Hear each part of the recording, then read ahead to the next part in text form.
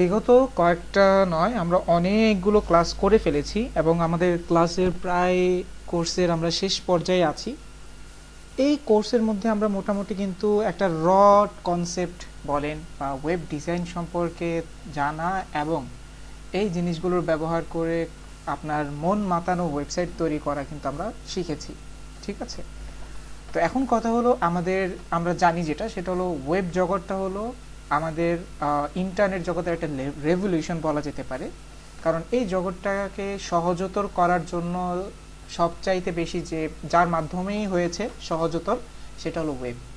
Software sector বলেন, অন্যান্য সেক্টরগুলো যতটা হার্ডলি এখানে প্রেজেন্টেটিভ হয়েছে, সেখানে ওয়েবটা কিন্তু অনেক সহজতর ভাবে আমরা এই ইন্টারনেট জগৎ বলেন বা এই প্রসেসে কানেক্টেড হতে পেরেছি। এখন কথা হলো ওয়েবের কাজ করতে করতে যখন আপনি দেখলেন HTML CSS শেখা লাগছে, অন্যান্য কার্যক্রমগুলো করা লাগছে, সেটাও কিন্তু অনেকের জন্য, যেহেতু ওয়েব এটা একটা রেভলিউশন এবং ওয়েবকে সবাই চায় যে আরও সহজতরভাবে উপস্থাপন করতে, যেন আমাদের ওয়েবের কয়েকটা উদ্দেশ্য সার্থক হয়। নাম্বার ওয়ান, বিশ্বগ্রাম জেনারেট করা, তাই না? বিশ্বগ্রাম মানে কি? সবাইকে একটা এনভায়রনমেন্টে নিয়ে আসা। নাম্বার দুই, আমাদের এই প্ল্যাটফর্মটাকে সহজতর করে দেওয়া। এখন কথা হলো, এই যে HTML5 CSS এবং জাভাস্ক্রিপ্টের সমন্বয়ে ওয়েবসাইট তৈরি করা হচ্ছে, সেখানেও কিন্তু অনেক বাধা বিপত্তি ছিল। লাইক আমরা বিভিন্ন ধরনের কমিউনিটির পার্সনদেরকে কানেক্টেড করতে পারছি। এটা আপনি একটু চিন্তা করেন, 1999-2000 সনের আপডেটটা চিন্তা করেন। যদি মানুষ রেভলিউশন হচ্ছে, কানেক্টেড হচ্ছে, তো কানেক্টেডের সংখ্যা এতটা বেশি হচ্ছিল যে মানুষ এটাকে ডিমান্ড করতেছিল যে ওই সময়টায় যে আরও সহজতর করা হোক তাকে। মানে আপনি একটু চিন্তা করেন, একটা প্রসেস ছিল সফটওয়্যার প্রসেস। সফটওয়্যারকে শেখার জন্য ল্যাঙ্গুয়েজ শেখো, করো, প্রোগ্রামিং করো, অনেক ধরনের কম্পিউটার সম্পর্কে একটা গভীরতর ধারণা নাও, এরপরে গিয়ে তুমি সফটওয়্যার মেড করো। এই জায়গা থেকে কতটা সহজে নিয়ে আসছে, এবং এটা থেকেও মানুষ চাচ্ছিল আরও ইজি কি জিনিস আছে যেটা করা যেতে পারে। সো সেই জিনিসটার জন্যই 2003 সালে এমনই একটা প্ল্যাটফর্ম বা একটা সিস্টেমের কি হয় মানে উপস্থাপন হয় বা তৈরি হয়, যেটাকে আমরা CMS নামে জানি। সেটার নামটা কি বলা হয়, আমি যদি একটু লিখি, CMS। ঠিক আছে, CMS এর ফুল ফর্ম হলো কন্টেন্ট ম্যানেজমেন্ট সিস্টেম। একটা মানুষ ওয়েবসাইটে কি দেখে? Content, right? যেমন আমি যদি একটা ওয়েবসাইটে যাই, ভিজিট করি আব্দুল্লাহ বা UI ল্যাব, সেখানে আপনি কি দেখবেন? মানে কন্টেন্ট। এই যে বিভিন্ন ধরনের কন্টেন্ট, আমার প্রয়োজনীয় অপ্রয়োজনীয়, আপনাকে ইনফর্ম করার জন্য বা আপনাকে জানানোর জন্য, প্রেজেন্ট করার জন্য আমি যাই প্রোভাইড করবো, সবগুলোই কি কন্টেন্ট। তো এখন কথা হলো, এই কন্টেন্টগুলোই কিন্তু আমরা বানাচ্ছিলাম এতদিন কোড করে। কিন্তু যখন মানুষের ডিমান্ড ছিল যে আরও ইজি করা হোক, তখন তারা চিন্তা করলো যে ঠিক আছে, আমরা এক কাজ করি। মানুষ ওই সময়টায় সবচেয়ে বেশি কি ব্যবহার করতেছিল? তো ওই সময় মানুষ সবচাইতে বেশি ওয়েবসাইটের মধ্যে নিজস্ব ব্লগিং করা বেশি মানে বহুল প্রচলিত ছিল। তো তখন তারা বললো যে ঠিক আছে, তাহলে আমরা এক কাজ করি, একটা ব্লগ সাইটে হয় কি কি। যদি আপনি এখানে লেখেন যে ব্লগিং সাইট, মানে এমন কোনো ওয়েবসাইট যেখানে মানুষ ব্লগিং করবে, সেখানে কিন্তু দেখা যাবে যে একটা স্ট্রাকচার আছে, একটা প্যাটার্ন আছে, যে অনুযায়ী মানুষ বেশি কাজ করে বা ওই প্যাটার্নটাকেই ফলো করতে মানুষ স্বাচ্ছন্দ্য বোধ করে। তখন তারা কি করলো, এই যে একটা সিস্টেম তৈরি করলো এবং তারা বললো যে ঠিক আছে, আমরা এখন একটা কাজ করি, আমরা এমন একটা সিস্টেম তৈরি করে দিই, মানুষ তার মতোই ওয়েবসাইট তৈরি করতে পারবে। কিভাবে? ধরেন আপনার কাছে কিছু টুল আছে, এমন কিছু টুল, লাইক আমি এখানে ধরেন 3-4টা ফাইল, তাই না? এক্সাম্পল স্বরূপ আমি একটু বলি। এইখানে যে ফাইলটা, প্রথম ফাইলটা, সেটা হলো হোম পার্ট, মানে করাই আছে অলরেডি। ঠিক আছে, হোম পার্ট, এই যে এরকম একটা হোম পার্ট। এরপরে আপনি দ্বিতীয় ফাইলে দেখেন গেল অ্যাবাউট পার্ট, 3 নাম্বার ফাইলে গেল সার্ভিস পার্ট। এরকম পার্ট পার্ট করা আছে। এখন আপনি বললেন যে ঠিক আছে, আমার এই ওয়েবসাইটে তো হোম পার্ট লাগবে। আপনি কি করলেন, এই হোম পার্টটাকে ধরলেন, এই যে ড্রাগ করে ধরে এই যে এখানে এসে ছেড়ে দিলেন। এই যে এই কাজটা এখানে যেমনটা হয়েছে, মানে সেই হোম পার্টটা এখানে যখন ছাড়া হচ্ছে, অটোমেটিক্যালি এই যে এত কষ্ট করে ডিজাইনার করার প্রয়োজন নাই, এই ডিজাইনটা এখন অটো জেনারেট হয়ে গেছে। আমাদের বুটস্ট্র্যাপের কথা মনে আছে না? বুটস্ট্র্যাপ এক্সাম্পল নামে কিন্তু আমরা একটা প্যাটার্ন দেখেছিলাম। হ্যাঁ, বুটস্ট্র্যাপ কিন্তু আবার কোনো সিএমএস এর কোনো আন্ডারে না, বাট আমি জাস্ট এক্সাম্পল দিয়ে আপনাদেরকে বোঝানোর জন্য। এই যে এক্সাম্পলে যান, কত ধরনের ডিজাইন তৈরি করা আছে না? আপনার যেটা ভালো লাগে আপনি সেই কোডটা কপি করবেন, পেস্ট করবেন, আপনার ওই প্ল্যাটফর্মটা রেডি। এমনইভাবে এই সিএমএস এর কাজটা ছিল অলরেডি তৈরি করা আছে। আপনার যেটা লাগবে জাস্ট খালি এই যে ড্রাগ অ্যান্ড ড্রপ করে ফাইলটা ছেড়ে দিবেন, সাথে সাথে ওই জায়গাটায় এই ডিজাইনটা উপস্থাপন তৈরি হয়ে যাবে। এটাই ছিল সিএমএস। ঠিক আছে, এখন কথা হলো সিএমএস এর মধ্যে আমরা যদি আমাদের দৃষ্টিকোণ থেকে অ্যাজ এ সিএমএস কাস্টমাইজার দৃষ্টিকোণ থেকে তাকাই, সিএমএস এর মধ্যে কোনো ধরনের কোডিং করার প্রয়োজন আপনার নেই, সব তৈরি করা আছে। আপনার জাস্ট কাজ হলো ড্রাগ এন্ড ড্রপ করে এনে ছেড়ে দেওয়া, সাথে সাথে সেটা কি হয়ে যাবে, পুশ হয়ে যাবে, পাবলিশও হয়ে যাবে। তাহলে আপনি বলেন, এই যে এত সুন্দর একটা প্রসেসটাকে তারা ইজি করে দিল, তো এই জিনিসটার কারণে মানুষের চাহিদা বা মানুষের এক্সপেকটেশনটা এতটা বেড়ে গেল যে কেউ তখন ওয়েবকে ব্যবহার করতে চাচ্ছিল বা ব্যবহার করছিল। এবং এই রেভলিউশনগুলোর কারণে ওয়েবের মানে এই ওয়েবের জনপ্রিয়তা তখন মানে 1993 থেকে 2003-এর মধ্যে, মানে এই 10 বছরে প্রায়, যদি একটা অ্যামাউন্ট আমি জাস্ট খালি একটা আমার একটা এক্সপেক্টেড অ্যামাউন্ট বলি, এটা আমি শিওর না এটা কিনা, বাট এরকম ছিল। ধরেন কেউ যদি আগে 10 লাখ মানুষ ইউজ করতো, সেই 10 লাখটাই গিয়ে দাঁড়ালো 2 কোটি। মানে এরকম ভাবে কি ঘটছিল, গ্রোথ বাড়ছিল। ঠিক আছে, তো 2 কোটি তো কমই বলেছি, প্রায় 20 কোটি হয়ে গিয়েছিল। তো ওই যে রেভলিউশনটা হলো 2003 সালে সিএমএস, এই রেভলিউশন থেকেই আমরা আজকে 2023-এ 20 বছর পরে এসে এই সিএমএসটা শিখছি।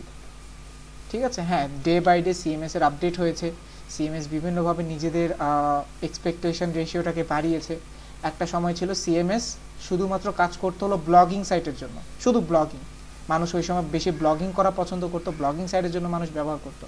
বর্তমান সময়ে যে কোনো ধরনের যে কোনো ওয়েবসাইট আপনি চাইলে মেট করতে পারবেন এই সিএমএস এর ব্যবহার করে। এখন আপনার কোয়েশ্চেন আসতে পারে যে ভাইয়া তাহলে আমরা যে কোডিংটা শিখলাম তাহলে এটা কি কোনো বৃথা গেল কিনা, তাই না? বিষয়টা হলো না, অ্যাকচুয়ালি বিষয়টা তেমন না। আপনি সিএমএস থেকে আপনি একটা ডিজাইন প্যাটার্ন কি করতে পারেন, এক্সপেক্ট করতে পারবেন। যেমন দেখেন বুটস্ট্র্যাপ আপনি কি করছে, এক্সাম্পল স্বরূপ, হ্যাঁ, বুটস্ট্র্যাপ কিন্তু সিএমএস না। বুটস্ট্র্যাপ থেকে আপনি একটা মেনু বার পাচ্ছেন। এখন মেনু বারটাকে আপনার কাস্টমাইজ করার প্রয়োজন আছে না? আজকে বুটস্ট্র্যাপটা যেহেতু সিএসএস এর মাধ্যমে করা হয়েছে, সেজন্য আমি চাইলেই বুটস্ট্র্যাপের মেনু বারটাকে আমার মতো কাস্টমাইজ করতে পারি, তাই না? তেমনইভাবে সিএমএস সিস্টেমটাও যত রকমই আপনি যতই সার্ভিস প্রোভাইড করতে পারেন না কেন, সিএমএসও কি একটা মেড আপ সেকশন বা মেড আপ ফাইল, আপনি তাকে প্যাটার্নের বাহিরে ব্যবহার করতে পারবেন না। আপনি তাকে এটাও বলতে পারবেন না যে তুমি এখন এই প্যাটার্নের বের হয়ে কাজ করো। তো সেই জন্য সিএমএস আমাকে 80% যদি সার্ভিস দিতে পারে, যদি আমি এখানে যদি বলতেছি কারণ আছে, কিন্তু বাকি 20% ক্ষেত্রে আমি কি হয়ে যাচ্ছি, তাই সেই ক্ষেত্রে বাধা বিধ্বস্ত হয়ে যাচ্ছি। এটা গেল একটা মাত্র কারণ যে না, সিএমএস না শিখে আমরা যদি রতেও কাজ করি, আমাদের ইয়াটা কোথায়। আর একটা হলো সিএমএস যদি আমরা এখন শিখি, আমরা এখন কিন্তু নিজেদের কোনো কি বলা যায় এটাকে, নিজেদের ক্রিয়েটিভিটি ব্যবহার করে কিন্তু নতুন কোনো ডিজাইন করব না, অন্যজনের করা ডিজাইন আছে সেটাকে আমরা কাস্টমাইজ করব। তো তার মানে আপনি যদি চান যে এই এলাকায় বা এই সেক্টরে আপনি ক্রিয়েটিভ কিছু ডিজাইন করবেন, সিএমএস সেক্ষেত্রে আপনার বাধা হয়ে দাঁড়াবে। তো সেই জন্য অনেক দৃষ্টিকোণ থেকে সিএমএস এখনও কি আছে, পিছিয়ে আছে। বর্তমান সময়ে সিএমএস কত পার্সেন্ট মানুষ ব্যবহার করে বা কত পার্সেন্ট কোম্পানি বা কত পার্সেন্ট কাস্টমার সিএমএসকে ব্যবহার করছে, যদি বলা হয় থাকে বিশ্বে যদি 100% যত পার্সেন্ট ওয়েবসাইট আছে, 100% থেকে 35 থেকে 40% ওয়েবসাইট কি করা হচ্ছে, সিএমএস দিয়ে তৈরি করা হচ্ছে। ঠিক আছে, তো বাকি 60% এখনো কিন্তু আমাদের র ডিজাইনারদের হাতেই রয়েছে।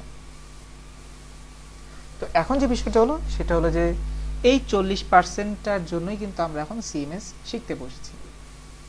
ওকে, তো এখন যে বিষয়টা হলো, সিএমএস যখন আপনি শিখতে বসেছেন, এখন সিএমএস এটা একটা সিস্টেম, ঠিক আছে? এই যে সে বলে দিচ্ছে এটা একটা সিস্টেম। এখন কথা হলো, আমি যদি বলি মোবাইলে অ্যান্ড্রয়েড এটা একটা সিস্টেম, আইফোনে আইওএস একটা সিস্টেম, এই সিস্টেমকে ফলো করে তুমি তোমার চাইলে কোনো নিজস্ব কোনো সফটওয়্যার তুমি তৈরি করতে পারো, এবং সেই সফটওয়্যারের মাধ্যমে আপনি চাইলে সার্ভিসও দিতে পারেন, তাই না? বিষয়টা অনেকটা এরকম না? তেমনইভাবে সিএমএস এটা একটা সিস্টেম। এই সিস্টেমে কাজ করার জন্য অনেক সফটওয়্যার এই বিগত 20 বছরে তৈরি হয়েছে, ঠিক আছে? ইভেন এখনও তৈরি হচ্ছে, যেগুলো এখন এত পাবলিশ হয়নি, বা এমনও কোনো আছে যেগুলো 2-3 বছর আগে পাবলিশ হয়েও অনেক টাকা বিলিয়ন ডলার কোম্পানি হয়ে গেছে। আপনারা তার মধ্যে কিছু নাম পাবেন, আপনারা হয়তো বা যারা এই সেক্টরে নিয়ে ঘাটাঘাটি করেছেন বা অনেক রিসার্চ করেন, উইক্স হলো তার মধ্যে একজন, এরপরে শপিফাই হলো তার মধ্যে একটা, ঠিক আছে? তো এই হলো বর্তমানে, এগুলো 2016-17তে এসেও খুবই প্রচুর নাম কামিয়েছে, মানে তারা ওই সময়ের ডিমান্ডেবল সার্ভিসটাই প্রোভাইড করেছে, সেটা হলো ই কমার্স। ই কমার্স মানে কি? এমন একটা ওয়েবসাইট যেখানে কেনা বেচা করা যায়। তো ওই সময়টা এইটার ঘাটতি অনেক বেশি ছিল, তো ওই ঘাটতি ফিল আপ করে, মানে প্রয়োজন অনুসারে তারা এই জিনিসটাকে তৈরি করেছে, এবং সেখানে জিরো থেকে তারা এখন বিলিয়ন ডলার কোম্পানি। ওকে, তো এখন যে বিষয়টা হলো সেরকমভাবে হলো যে, তাহলে সিএমএস এর যদি এখন আপনি কোনো লিস্ট বের করতে চান, এই যে সিএমএস সফটওয়্যার লিস্ট, অনেক সফটওয়্যার আপনি পেয়ে যাবেন। এই যে দেখেন 42 মোড, এখানে তো অলরেডি কয়টা আছে? 9টা আছে, এছাড়াও 42 আরও আছে, মানে 50+ সফটওয়্যার তারা এখানে লিস্টই দিয়ে দিচ্ছে। এখন যে বিষয়টা হলো সেটা হলো, এত সফটওয়্যার তো আমাদের শিখে লাভ নেই। তো এখন আমাদের তাহলে এখানে কি করতে পারি? আমি এখন সেটাকে প্রাধান্য দিতে পারি যেটা আমাকে আমার স্টার্টআপে প্রচুর হেল্প করবে, লাইক যেটার ডিমান্ডটা বর্তমান মার্কেটে বেশি, আমরা এরকমভাবে একজনকে চুজ করতে পারি। তো এতগুলো লিস্টের মধ্যে আপনি যদি এখন বলেন যে কোনটা বেশি প্রচলিত বা কোনটা বেশি পছন্দনীয়, সেটা হলো এই যে প্রথমেই যাকে সাজেস্ট করা হচ্ছে, ওয়ার্ডপ্রেস। আমরা একটা রেশিও বললাম না, পৃথিবীতে 100% ওয়েবসাইটের মধ্যে 40% ওয়েবসাইট কাকে দিয়ে তৈরি করা হয়েছে? সিএমএস কে ব্যবহার করে। সেই 40%-এরও যদি আপনি এখন 100% গণনা করেন, সেখান থেকে 70% ওয়েবসাইট তৈরি করা হয়েছে ওয়ার্ডপ্রেসকে দিয়ে, ঠিক আছে? আপনি এখানে এটা লিখে সার্চ করেন যে জনপ্রিয় সফটওয়্যার, এটা কি লিখতে পারেন? জনপ্রিয় কি হবে? ফেমাস, তাই না?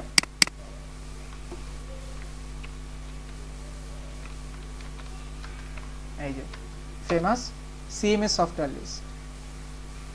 এখন যদি আপনি এখান থেকে দেখেন, অনেকে গ্রাফ বের করে দেখায় যে ফেমাসের রেশিওটা কতটুকু। এখন এখানে কি আছে কিনা, এই যে দেখেন এখানে 6-7টা সিএমএস সফটওয়্যার দেখাচ্ছে, তার মধ্যে ওয়ার্ডপ্রেস এটা মানে অনেক পুরাতন, যেটা 78% এরিয়া কাভার করে রেখেছে। এর 2 নাম্বার আছে জুমলা, দ্রুপাল, উইক্স, দেখেছেন? এই যে আস্তে আস্তে একটা একটা করে বাড়ছে, যদিও এটা এখন অনেক পুরাতন, এটা আমিও অনেক আগেই দেখেছি, এটা পুরাতন অনেক। আপনি অন্যান্য এই যে গ্রাফগুলো ঘাটতে পারেন। তার মানে ওয়ার্ডপ্রেসের জনপ্রিয়তা অনেক। কেন? কারণটা হলো, কোনো একটা মানে ওয়ার্ডপ্রেসের সূচনাকাল শুরু হয় 2004 থেকে, মানে 2003-এর সিএমএস এর চলটা শুরু সিস্টেমের। 2004 সালেই এই যে কোম্পানি ওয়ার্ডপ্রেস, তারা কি করে, তাদের প্রোডাক্টটা লঞ্চ করে। সেটা শুধুমাত্র ব্লগিং এর জন্য ছিল, শুধু ব্লগিং। এই যে ব্লগ স্পট, বর্তমানে ব্লগিং এর জন্য ব্লগার, এরকম অনেক ওয়েবসাইট আছে না? তো সেই ওয়েবসাইটগুলোই ঘাটতি যেটা ছিল, মানুষ বেশি পছন্দ করতেছিল ব্লগিং করা, সেই ঘাটতিটা নিয়ে আসার কারণে এই যে ওয়ার্ডপ্রেস, ঠিক আছে? তো এই ওয়ার্ডপ্রেস 2004 থেকে শুরু করে এখনো পর্যন্ত রান হচ্ছে, এবং বর্তমান সময়ের 70% ওয়েবসাইট এখনো ওয়ার্ডপ্রেস দিয়েই তৈরি। কারণ কি? সময়ের বিবর্তনে ওয়ার্ডপ্রেস শুধুমাত্র ব্লগিং এর মধ্যেই সীমাবদ্ধ থাকে নাই, সে অন্যান্য সার্ভিসও দেওয়া শুরু করেছে। অন্যান্য সার্ভিস বলতে সে পোর্টফোলিও সাইট বানানো, কোন একটা কোম্পানির প্রমোশনাল সাইট থেকে শুরু করে যত চিন্তা, মানে যত রকমের ক্যাটাগরি আপনার মাথায় আসবে, সব ধরনের ক্যাটাগরির চিন্তা ভাবনা ওয়ার্ডপ্রেস এখন তৈরি করা যায়। এটার একটা এক্সাম্পল যদি আপনি জানতে চান সেটা চলে যাবেন থিম ফরেস্ট। ঠিক আছে, ওয়েবসাইট নিয়ে রিসার্চ করা উচিত, আপনি থিম ফরেস্ট। ঠিক আছে, এই যে ওয়ার্ডপ্রেস, শুধু ওয়ার্ডপ্রেসে যান, এই যে এখানেই দেখেন কত ধরনের ক্যাটাগরি আছে। ইভেন এই যে most selling of the all the time, মানে একটা কথা আছে না যে best selling all the time, মানে পুরো সময়ের সবচেয়ে বেস্ট সেলিং ওয়েবসাইটগুলোর মধ্যেই যেগুলো আছে সেগুলো হলো ওয়ার্ডপ্রেস। কিভাবে জানেন? আমরা চলেন একটু দেখি বেস্ট সেলিং এর কোনো ক্যাটাগরি আছে কিনা। পপুলার আইটেম থেকেও দেখা যেতে পারে।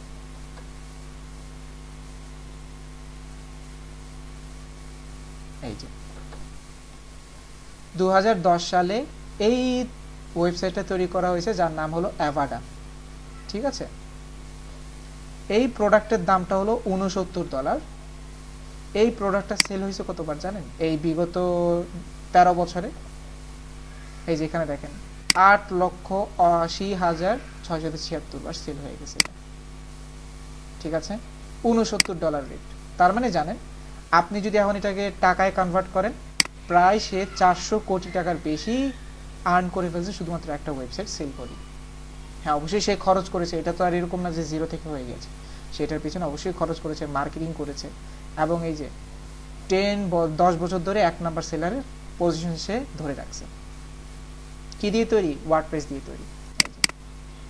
তো তাদের যাত্রাও ওয়ার্ডপ্রেস দিয়ে শুরু হলো। তারা এখন মনে হয় অন্যান্য সিস্টেমও তৈরি করেছে, আমার যতদূর জানা আছে। এখন তাদের কি কি ওয়েবসাইট আছে, যে এখানে একটা লিস্ট দিয়ে দিচ্ছে: blog, business, cleaning, corporate, creative, e commerce, gallery, multipurpose, one page, photography, portfolio, responsive, shopping, WooCommerce, WordPress. কত ধরনের ওয়েবসাইট ক্যাটাগরি লাগবে, এখন সব ক্যাটাগরি তারা এখন প্রোভাইড করছে। তাহলে বুঝতে পারেন যে ওয়েব জগতে সবচাইতে বেশি সেলিং প্রোডাক্ট কি দিয়ে তৈরি? ওয়ার্ডপ্রেস দিয়ে তৈরি। তো সেজন্য আজকের এই ক্লাসের মাধ্যমে আমরা এখন কি শিখব? ওয়ার্ডপ্রেসটা শিখব।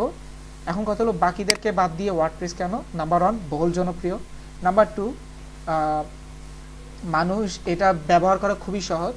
নাম্বার 3, যে কোনো ধরনের সমস্যার সম্মুখীন হলে এটার রিসোর্সেসও অনেক বেশি। অন্যান্য যদি সিএমএসকে ধরেন, আপনি অন্যান্য সিএমএস এর প্রবলেম সলভিংয়ের জন্য সার্চ করলে পাবেন 2-3 জন, কিন্তু ওয়ার্ডপ্রেসের জন্য যদি কাউকে সার্চ করেন প্রায় আপনি এখানে 100-র উপরও ভিডিও পেয়ে যাবেন। ঠিক আছে, তার মানে এই কয়েকটা কারণে আমরা এখন বাকিদের থেকে ওয়ার্ডপ্রেসকে শিখবো। কিন্তু আপনারা চাইলে এই যে উইক্স, যেগুলো বর্তমানে বহুল প্রচলিত, উইক্স, শপিফাইয়ের সার্ভিসটাও নিয়ে কাজ করতে পারেন। ওকে, তো মোটামুটি আমরা একটা সূচনা শেষ করলাম যে মূলত কি শিখতে যাচ্ছি, কেন শিখতে যাচ্ছি, প্ল্যাটফর্মটা কি, সব কিছু আলোচনা করার চেষ্টা করলাম। সবাই কি শুনতে পাচ্ছেন আমাকে? জি স্যার। জি স্যার, শুনতে পাচ্ছি। ওকে স্যার, ধন্যবাদ। ওকে, এখন আমাদের সেকেন্ড অপশন, যে ওয়ার্ডপ্রেস এত সুন্দর একটা সফটওয়্যার, এত কিছু সার্ভিস প্রোভাইড করতেছে, যার মাধ্যমে ওয়েবসাইট ক্রিয়েট করে বিভিন্ন ডেভেলপার কোটিপতি হয়ে যাচ্ছে। এই সফটওয়্যার কি দিয়ে তৈরি জানতে ইচ্ছা হয় না? তো এই সফটওয়্যার আমাদের PHP, hypertext pre processor programming language দিয়ে তৈরি। ঠিক আছে, তো আপনি এখানে যদি লেখেন হুইচ সফটওয়্যার বা which language are used in WordPress, এই যে, ঠিক আছে। তো এই ওয়ার্ডপ্রেস মেইনটেনেন্সটাকে তৈরি করা হয়েছে কি ব্যবহার করে? পিএইচপি তৈরি করে। তার মানে প্রোগ্রামিং এর যতটুকু এই যে ডাটা পরিবর্তন বা যেটাই হবে ভিতরে, সবগুলো কি দিয়ে, মানে আমি তো দেখতে পাচ্ছি যে এগুলো হচ্ছে কি চোখের সামনে ড্রাগ এন্ড ড্রপ সিস্টেমে, বাট বিহাইন্ড দ্য সিন এগুলো কি ড্রাগ এন্ড ড্রপ হচ্ছে না, এগুলো কোডিং জেনারেট হচ্ছে, তাই না? বুটস্ট্র্যাপ যদি আমরা ব্যবহার করি, আমরা এটার এক্সাম্পলগুলো খুবই রিলেট করতে পারবো আর কি, যে এই কাজটাকেই এখন এটা কি হয়ে গেছে, যদি আমিও কপি পেস্ট করতেছি কিন্তু এই কোডগুলো কি অলরেডি করা আছে না, আগের করা আছে দেখেই তো কাজ করতেছে, করা যদি না থাকতো তাহলে কাজ করতো না। এই কোনো বিষয়টা এরকম। তো যেহেতু ড্রাগ এন্ড ড্রপ সিস্টেম হইলেও এটাকে তৈরি করা, মেনটেন করা হয় পিএইচপি দিয়ে, এবং পিএইচপি হলো একটা প্রোগ্রামিং ল্যাঙ্গুয়েজ এবং এটাকে বলা হয় সার্ভার সাইড স্ক্রিপ্টিং ল্যাঙ্গুয়েজ। এখন কথা হলো প্রোগ্রামিং ল্যাঙ্গুয়েজ আবার দুই ধরনের, server side, client side. Client side মানে কি, যেগুলো হলো কোনো ধরনের আলাদা করে সার্ভার রিকোয়ারমেন্টের প্রয়োজন নেই, যেমন জাভা স্ক্রিপ্ট আপনি জাস্ট খালি এখানে index.html বানানোর পরে সেখানে ওই যে স্ক্রিপ্ট ট্যাগ লেখার পরে শুরু করলে জাভা স্ক্রিপ্ট শুরু, তার জন্য কোনো রিকোয়ারমেন্ট নাই। কিন্তু সার্ভার সাইড যে সে হলো যে সে এখানে কাজ করতে পারবে না, তাকে কাজ করার জন্য আলাদা করে কি করতে হবে, স্ট্রাকচার বানাইতে হবে আলাদা করে, সব আলাদা আলাদা, তার জন্য স্পেশাল এটা, তাকে এটা করাইতে হবে। এখন যেহেতু ওয়ার্ডপ্রেস পিএইচপি দিয়ে তৈরি, তাহলে আমাকে এখন কি করতে হবে, আমার পিসিকেও পিএইচপি রান করানোর জন্য পারফেক্ট করতে হবে। ঠিক আছে, এখন কথা হলো পিএইচপি বা ওয়ার্ডপ্রেস কাজ করার জন্য কি আমার এই যে মানে পিএইচপি প্রসেসর রান করানোর জন্য কি এইসব রিকোয়ারমেন্ট দরকার কিনা, প্রয়োজন কিনা? এখন কথা হলো না, প্রয়োজন নাই, কিন্তু যদি আপনার ওই যে ডোমেইন হোস্টিং থাকে তাহলে প্রয়োজন নেই। আচ্ছা, তো আমরা যেটা বললাম সেটা হলো পিএইচপি হলো সার্ভার সাইড ল্যাঙ্গুয়েজ, তার মানে পিএইচপি কে যদি আমি কার্যরত করতে চাই তাহলে আমাকে একটা ডোমেইন হোস্টিং কিনতে হবে। এখন কথা হলো আমাদের বেশিরভাগ পার্সনদের মধ্যেই কি নাই, ডোমেইন হোস্টিং নাই, তাই না? স্বাভাবিক, আমরা কারণ ডোমেইন হোস্টিং এর অল্টারনেটিভ অপশন নিয়ে নিছি।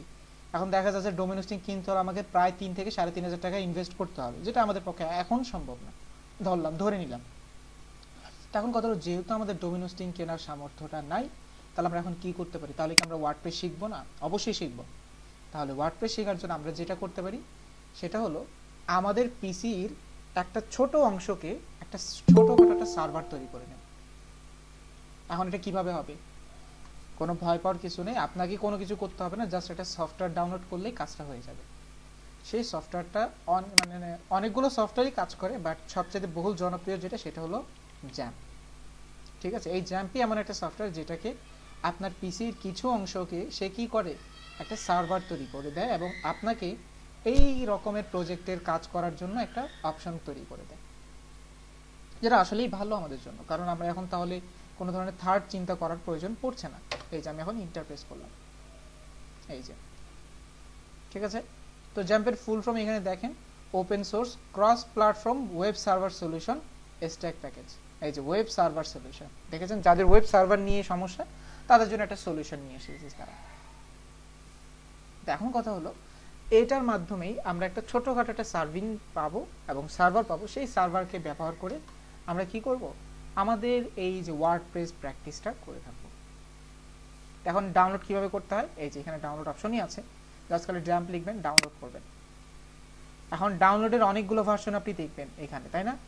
তো আমার যেটা সাজেশন থাকবে সেটা হলো একেবারে লেটেস্ট ডাউনলোডটা না করা, কারণ লেটেস্ট যে ডাউনলোডটা সেটাতে মাঝে অনেক সময় ইস্যু থাকে, কাজ করতে অসুবিধা বোধ হয়। একটু লোয়ার ভার্সন, যেমন এই যে 8.0.25, আমি এটা ইউজ করি। কোনটা? 8.0.25। 1 পয়েন্টও ইউজ করতে পারেন, বাট আমি এটা ইউজ করি। পার্থক্য তেমন কিছু না, আপনারা জাস্ট যেটা ভালো লাগে সেটা ইউজ করেন, বাট আমি এটাকে রেকমেন্ড করবো না 8.2। নতুন আপডেট আসলে দেন 8.2 করবো, কোনো সমস্যা আমাদের নাই। এখানে ক্লিক করবেন, এই যে 150 MB একটা ফাইল ডাউনলোড হয়ে যাবে। এখন কথা হলো আমার অলরেডি ডাউনলোড করা, তো সেই জন্য আমি আর চাইলেও ডাউনলোড করতে পারবো না। ডাউনলোড করার জন্য 150 MB নিবে। 150 MB ডাউনলোড হওয়ার পর আপনার একটা সফটওয়্যার ইনস্টল করতে যেমন না, ঠিক তেমনই কোনো ধরনের তফাৎ এখানে পাবেন না।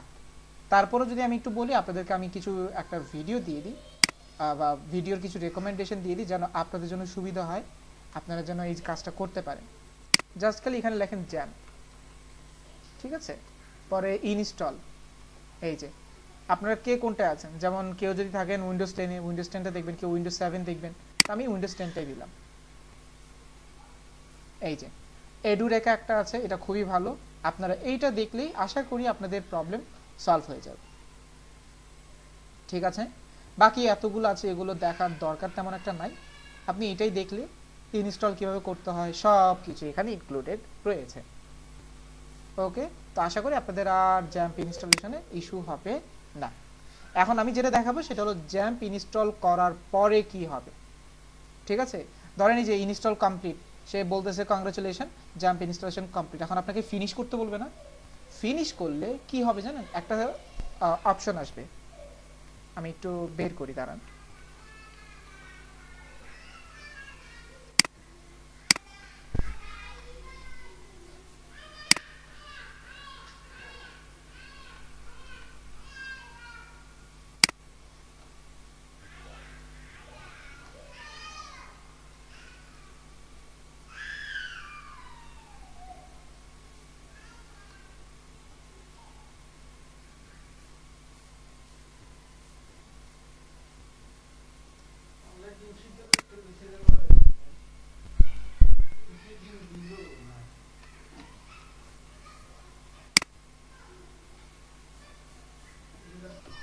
ওকে, এই যে আমার স্ক্রিনে এখন যেই এই যে একটা ইয়া দেখতে পাচ্ছেন না, একটা পপ আপ, এই যে এতটুকু, এটা আসবে যখন আপনি ফিনিশ বাটনে ক্লিক করবেন।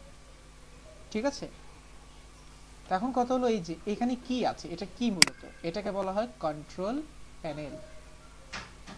চলেন এবার আমি একটু কথাগুলোকে একটু অন্যভাবে বুঝাই। যখন ধরেন আমরা একটা ডোমেইন হোস্টিং কিনি, দেখেন একটা ডোমেইন কেনার মূল উদ্দেশ্য কি, আমি যেন কিছু সার্চ করলে ওই কাঙ্ক্ষিত গন্তব্যে পৌঁছায়, বা একটা অ্যাড্রেসে যাওয়ার কি মানে রাস্তা, রাস্তা স্বরূপটাকে বলা হয় ডোমেইন, তাই না? ফেসবুকে যাব, সেজন্য কি লিখতে হবে, ফেসবুক, সেজন্য আমরা ডোমেইনতে চলে যাব। হোস্টিংটা হলো কোন একটা স্থান রাখার জায়গা, তাই না? আমার ওয়েবসাইটটা কোথাও না কোথাও তো রাখতে হবে, কারণ ওয়েবসাইটের তো একটা কি আছে, ভারত তো আছে, 4 MB 5 MB একটা ভার তো আছে, সেটাকে রাখার জায়গাটাকে বলা হয় হোস্টিং। এবং এই যে মেইনটেনেন্স করতে হবে না আপনাকে, এই হোস্টিং এর মধ্যে কন্টেন্ট রাখবেন, কন্টেন্টটাকে লাইভ করতে হবে, অন্যান্য এই হোস্টিং রিলেটেড যত কাজ আছে সেটার জন্য যে মেইনটেনেন্স করতে হয়, সেটার জন্যই আমাকে একটা প্রদান করা হয় সি প্যানেল। ঠিক আছে, দেখেন এখানে কয়েকটা জিনিসের প্রয়োজন, ডোমেইন, হোস্টিং, সি প্যানেল, এবং আরেকটা জিনিস লাগবে, সেটা হলো ডাটাবেস, তাই না? মানে এটা আমি ওই সার্ভারের কথা বলতেছি, অনলাইনে রাখতে হলে কী কী জিনিসগুলোর সাথে আপনার পরিচিত হতে হবে। কিন্তু এখন যে বিষয়টা হলো, যেহেতু এখন এই কাজগুলো অফলাইনে হচ্ছে, তাহলে আমাকে এখন কি করতে হবে, এমন কাউকে চুজ করতে হবে যে চারোটারই সার্ভিস প্রদান করতে পারে, এবং সেই 4 জনের মধ্যেই জ্যাম্প হলো একটা, যে কিনা এখন আপনাকে একটা সার্ভিস দিচ্ছে, যেটা হলো কন্ট্রোল প্যানেল, সি প্যানেল। এখানে এখন কয়েকটা বাটন দিয়েছে, অ্যাপাচি, মাইস্কুয়েল, এই যে ফাইলজিলা। এখন কথা হলো এইখানে কি করা যেতে পারে, এখন কথা হলো এই যে আমরা একটা কন্ট্রোল প্যানেল পেয়েছি, তাই না? তাহলে আমাদের একটা কাজ পাওয়া হলো, ধরেন এটাকে আমি লিখে নিই, আরো ভালো হবে লিখে লিখে বুঝাই। আমি এখানে জাস্ট একটা র্যান্ডম ফাইল নিলাম, আমাদের কি কি লাগবে আমরা আরেকবার লিয়া করি। একটা হলো ডোমেইন লাগবে,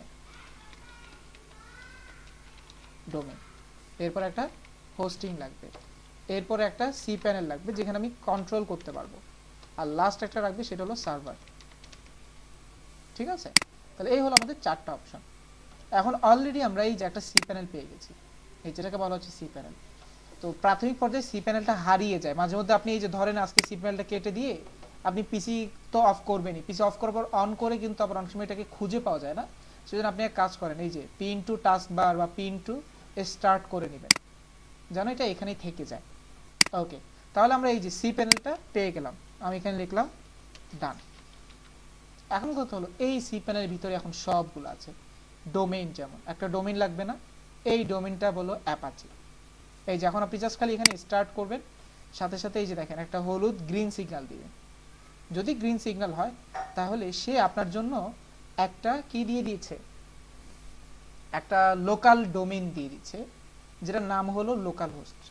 কিভাবে বুঝলাম আমি, এই যে দেখেন অ্যাডমিনে চলে যান, গিয়ে দেখবেন যে এখানে আপনি একটা লোকাল হোস্ট নামে একটা ডোমেইন দেখতে পাচ্ছেন। এই যে আমি এখানে সার্চ করলাম, সাথে সাথে দেখেন সে আমাকে একটা ওয়েবসাইটে একটা এই যে ইন্ডেক্স অফ প্ল্যাটফর্মে নিয়ে আসছে, নাম্বার 1। তার মানে এই লোকাল হোস্ট বা এই অ্যাপাচিকে অ্যাক্টিভেট করার মাধ্যমে আমরা এখন কি করলাম, আমাদের একটা ডোমেইন অ্যাক্টিভেট করলাম। এখন আপনার এই যে যেহেতু একটা ওয়ার্ডপ্রেস সাইট, ওয়ার্ডপ্রেসের মধ্যে ডাটা আদান প্রদান হচ্ছে, এবং আমরা জানি ডাটা আদান প্রদানের ক্ষেত্রে কিন্তু আমাদের কি লাগবে, কিছু না কিছু জায়গা লাগবে যেখানে আমি স্টোর করতে পারবো। ফেসবুকের যদি আমরা 2 বছর আগে কারোর সাথে কথা বলি, সেই কথাগুলো যদি আমি চাই এখন দেখতে, সেটা চাইলে কিন্তু আমি দেখতে পারি, তাই না? এই জিনিসটাকে বলা হয় কি, কিভাবে ডাটা, ডাটাবেস। এখন কথা হলো এই মাইস্কুল আমার ডাটাবেসের কাজ করবে। আমি এখানে স্টার্ট করলাম, স্টার্ট করার পর মাইস্কুল যদি আসে, এই যে আমার ডাটাবেসের কাজ করবে। ঠিক আছে, আরেকটা বিষয়, যখন আপনি নতুন নতুন এই অ্যাপাচিটা স্টার্ট করবেন, আমার এখানে কি আসছে, সম্পূর্ণ একটা ফোল্ডার, তাই না? ফোল্ডার চলে আসছে। আপনাদের স্টার্ট আপে ফোল্ডার আসবে না, একটা ওয়েবসাইট আসবে, মানে ওই যে আমাদের ওই জ্যাম্প ইনস্টল করার জন্য তারা আপনাকে থ্যাংক ইউ জানাবে, এটা সেটা জানাবে। এখন কথা হলো আপনি এই ফাইলটা পাওয়াটা খুবই টাফ হয়ে দাঁড়ায়। এখন আপনি যদি চান যে এই ফাইলের স্ট্রাকচারটা পাওয়ার জন্য, তখন আপনাকে আবার কি করতে হবে, একটু কাজ করতে হবে, সেটা আমি একটু পরেই বলি। হ্যাঁ, ওকে, এখন দেখেন আমি তাহলে কি কি পাইলাম, ডোমেইন পাইলাম, হোস্টিং পাইলাম, সরি ডোমেইন পাইলাম, ডাটাবেস পাইলাম। আচ্ছা সার্ভার কেন লিখছি, এগুলো তো ডাটাবেস হবে। ওকে, আমি এখানে ডান লিখে দিই।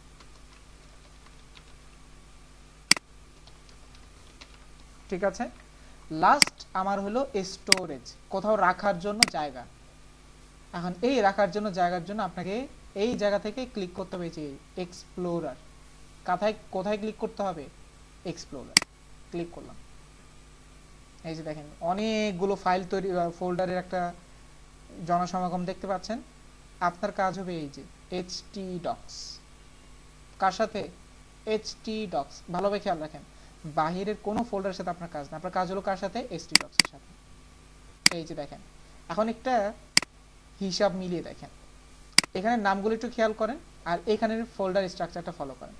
2213 dob প্রোডাক্টস দেখতে পাচ্ছেন। তার মানে এখানে সেই ফাইলগুলোই আছে যেগুলো এখানে স্টোর আছে।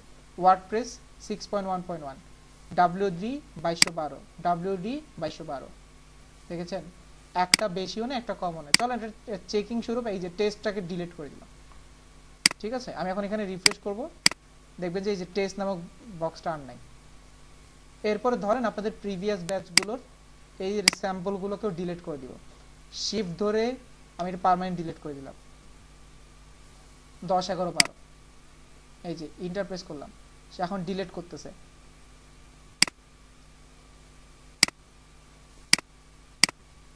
এখন দেখবেন যে যখন ডিলিট হয়ে যাবে এই তিনটা ফাইলের আর কোনো অস্তিত্ব থাকবে না।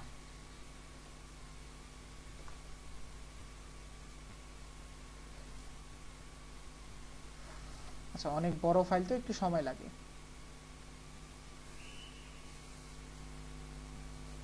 এই যে 10 চলে গেছে, এখন 11 যাচ্ছে।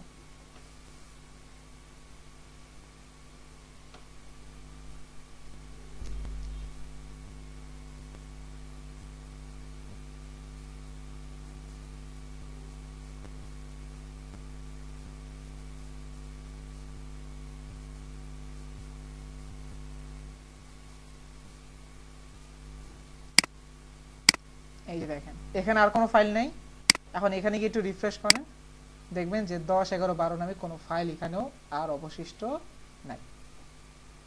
তার মানে এই হলো আপনার হোস্টিং এরিয়া। আপনি এই ফোল্ডারে যা রাখবেন সেটা এখানে দেখাবে, যা রাখবেন না সেটা এখানে রাখবেন না, দেখবে না। এখন বিষয়টা হলো, আমি যেটা আপনাকে একটা দিলাম, একটা যেটা বললাম যে একটা নির্দেশনা, তাই না? যে আমি তো এখানে ফোল্ডারের নাম দেখতে পাচ্ছি, আপনি কিন্তু ফোল্ডারের নাম দেখতে পাবেন না, আপনি একটা ওয়েবসাইট দেখতে পাবেন।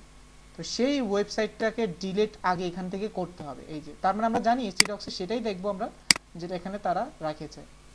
তো তার মানে তারা একটা ফোল্ডার, একটা ওয়েবসাইটই তারা এখানে রেখে দেয়। আমরা সেই ওয়েবসাইটটাকে আগে পুরো ডিলিটই করে দেব, এরপরে আমরা এখন আমাদের কাস্টমাইজ করব।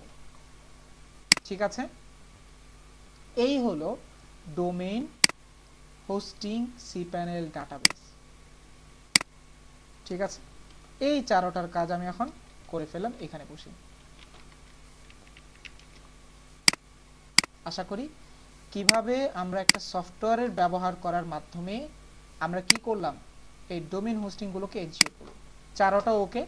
এখন আমরা কি করতে পারি, ওয়ার্ডপ্রেসটাকে এখানে আনতে পারি। এই হলো আমার জ্যাম ফাইল কিভাবে কাজ করে সেটা।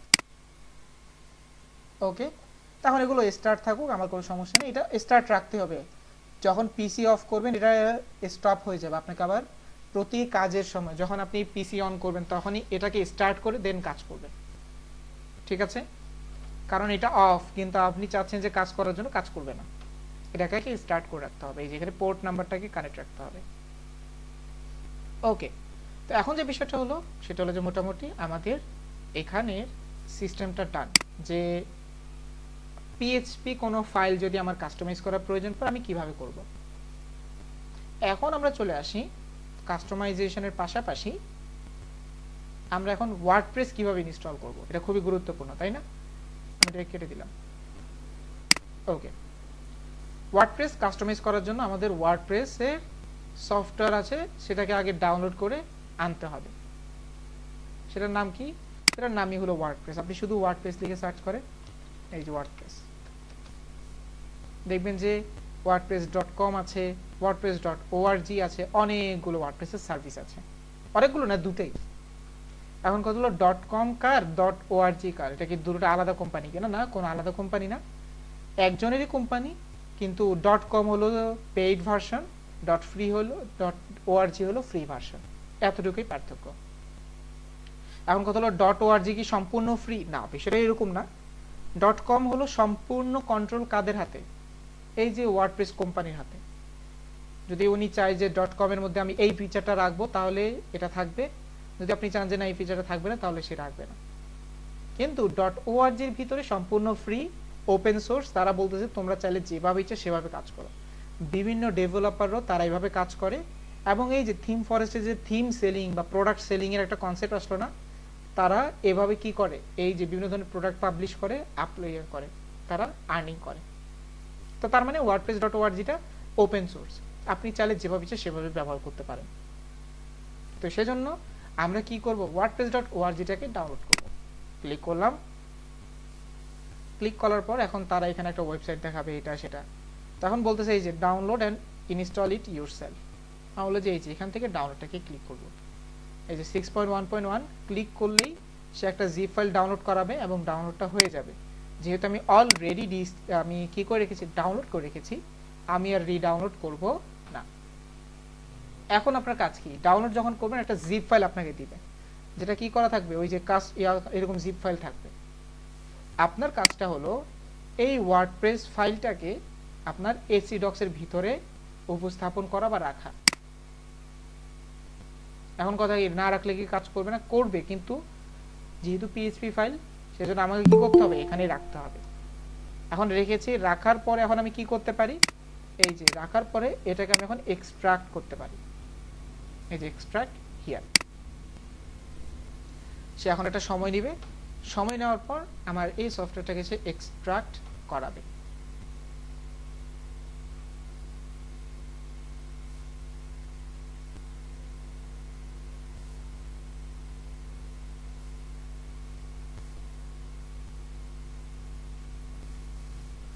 ওকে, আরেকটা বিষয় হলো এই যে জ্যাম্পের, এটা কারো পিসিতে ফাস্ট কাজ করে, কারো পিসিতে স্লো কাজ করে। এটা ডিপেন্ড করবে আপনার রেজুলেশন, আপনার পিসি কনফিগারেশনের উপর। ঠিক আছে, জ্যাম্প সম্পূর্ণ পিসি কনফিগারেশনের উপর ডিপেন্ডেন্ট। আপনার পিসি কনফিগারেশন যদি ভালো হয়, তাহলে জ্যাম্প আপনার পিসিতে ভালো ফাস্ট রান করবে। যদি আমাদের পিসি আমার মতো স্লো হয় বা লোয়ার কনফিগারেশন হয়, তাহলে আপনার সফটওয়্যারটা একটু বেশি সময় নেবে, বাট কাজ করবে, কিন্তু সময় নেবে। ঠিক আছে, এটা জাস্ট আমি একটা ডিসক্লেমার নিয়ে নিলাম।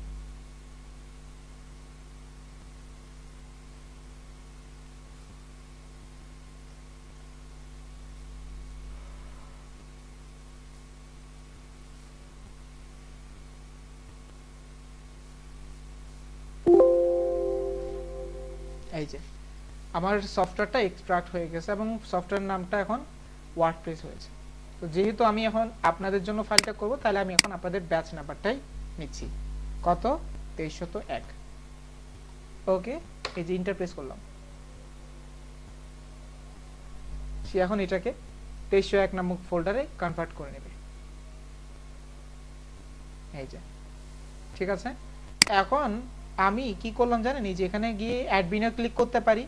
এখানে অ্যাডমিন ক্লিক করা আর এখানে লোকালহোস্ট লিখে সার্চ করা সেম, কারণ আমরা জানি এটা ডোমেইনটা কি, এখন লোকালহোস্ট নামে আপনার ডোমেইনটা জেনারেট করা হয়েছে। এই যে লোকালহোস্ট লিখে ইন্টারপ্রেস করলাম, সাথে সাথে দেখেন সে আপনার ওয়েবসাইটের আপনার ওই htdocs এ থাকা যা যা আছে সেগুলোরই সে উপস্থাপন করতেছে। 2213 2301 দেখেন, 2213 2301 DOB product variant, 2213 product DOB variant, আর এই আপনার ওয়ার্ডপ্রেস ফাইল। ঠিক আছে, তো এখন আমি কি করব জানেন, এই যে 221301 নাম্বারটাকে আমি এখন ক্লিক করব, কারণ এখন আমার ফোল্ডার বা ওয়ার্ডপ্রেস সাইট কাজ করা উচিত। এখন এই যে কাজ শুরু এখন থেকে 2301 ক্লিক করলাম, ক্লিক করার পর থেকে এখন আমাদের কাজ, আসল কাজ শুরু।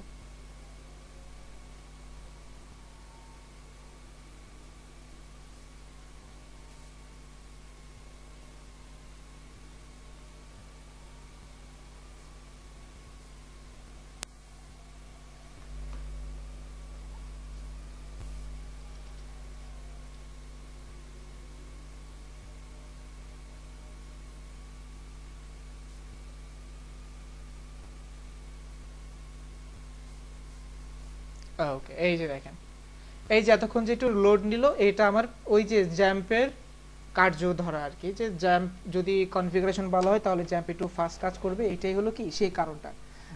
আমার যতটুকু সময় লেগেছে তার থেকে কম সময় আপনার লাগতে পারে, আরো বেশি সময়ও লাগতে পারে। তো সেজন্য ভয় পাওয়ার কিছু নেই যে ভাই কাজ হচ্ছে কি হচ্ছে না, এটা কিভাবে বুঝবো, এটা নিয়ে ভয় পাওয়ার কিছু নাই। জাম্প ইনস্টলেশনের জন্য, সরি ওয়ার্ডপ্রেস ইনস্টলের জন্য দেখেন অনেকগুলো ক্যাটাগরি দিয়েছে। ক্যাটাগরি মানে হলো কোন ল্যাঙ্গুয়েজে কাজ করবে, তো আমরা ইংলিশ ইউনাইটেড স্টেটটাই নিয়ে নিব, ঠিক আছে। ওকে, এই যে দেখেন সে আপনাদের কিছু ইনফরমেশন চাচ্ছে, দেখো ওয়ার্ডপ্রেস তো আমি ইনস্টল করব, কিন্তু তার আগে তুমি আমাকে কিছু ইনফরমেশন দিতে হবে। কি কি? ডাটাবেস নেম, ডাটাবেসের ইউজার নেম, ডাটাবেসের password, host, table prefix. Table prefix কাকে বলে, ডাটাবেস কাকে বলে, এই জিনিসগুলো কি, চলুন এটা একটু আলোচনা করি। আপনাকে যে আমি বললাম ওয়ার্ডপ্রেস এটা একটা ড্রাগ এন্ড ড্রপ সিস্টেম। এখন কথা হলো ড্রাগ এন্ড ড্রপ তো আমি করলাম, ড্রাগ এন্ড ড্রপ হওয়ার পরে এই কোডটা কাস্টমাইজড হয়েছে, এবং সেই কাস্টমাইজেশনটা হয়ে এটা কোথাও না কোথাও তো স্টোর রাখতে হবে, তাই না? এখন এই যে কাস্টমাইজ করেছেন, কয় দফা কাস্টমাইজ করেছেন এটা আপনি, অনেক ধরনের চিন্তা ভাবনা আছে না? তো এটার জন্য যে রকমের ডাটা তৈরি, এই ডাটাগুলোকে কালেক্ট করে রাখার জন্য যাকে ব্যবহার করা হয় সেটাই হলো ডাটাবেস। এই যে এখন কথা হলো আমাদেরকে বলতেছে ডাটাবেসের একটা নাম দেওয়ার জন্য, মানে ডাটাবেস তৈরি করতে বলতেছে, এবং এই ডাটাবেসটা কে মেনটেন করবে তার নাম এবং তার একটা পাসওয়ার্ড। এখন এগুলো আমি দেবো কোথায়, পাবো কোথায়? এটা পাওয়ার জন্য আমাদেরকে আগে এখানে আমি লেক্সগুলো দিয়ে রাখি, সেইগুলোই চাইবে, কিন্তু ডাটাবেস নেম কি, ডাটাবেস ইউজার নেম কি, এগুলো সেগুলোই চাইবে। তো এখন কথা হলো আমাদের কাজটা হলো জ্যাম্পে ফিরে যাব, জ্যাম্পে ফিরে গিয়ে এই যে মাইস্কুয়েল তো আমরা বলেছিলাম ডাটাবেসের জন্য ব্যবহার করি আমরা, এখানের অ্যাডমিন প্যানেলটাকে আমি একটু ক্লিক করে নেব, ঠিক আছে। আপনি চাইলে অ্যাডমিন প্যানেলে ক্লিক করেও কাজ করতে পারেন, আর আপনি চাইলে এখানে সার্চ করেও তৈরি করতে পারেন। এই যেখানে আমি লিখলাম লোকাল হোস্ট, কি লিখতে হবে?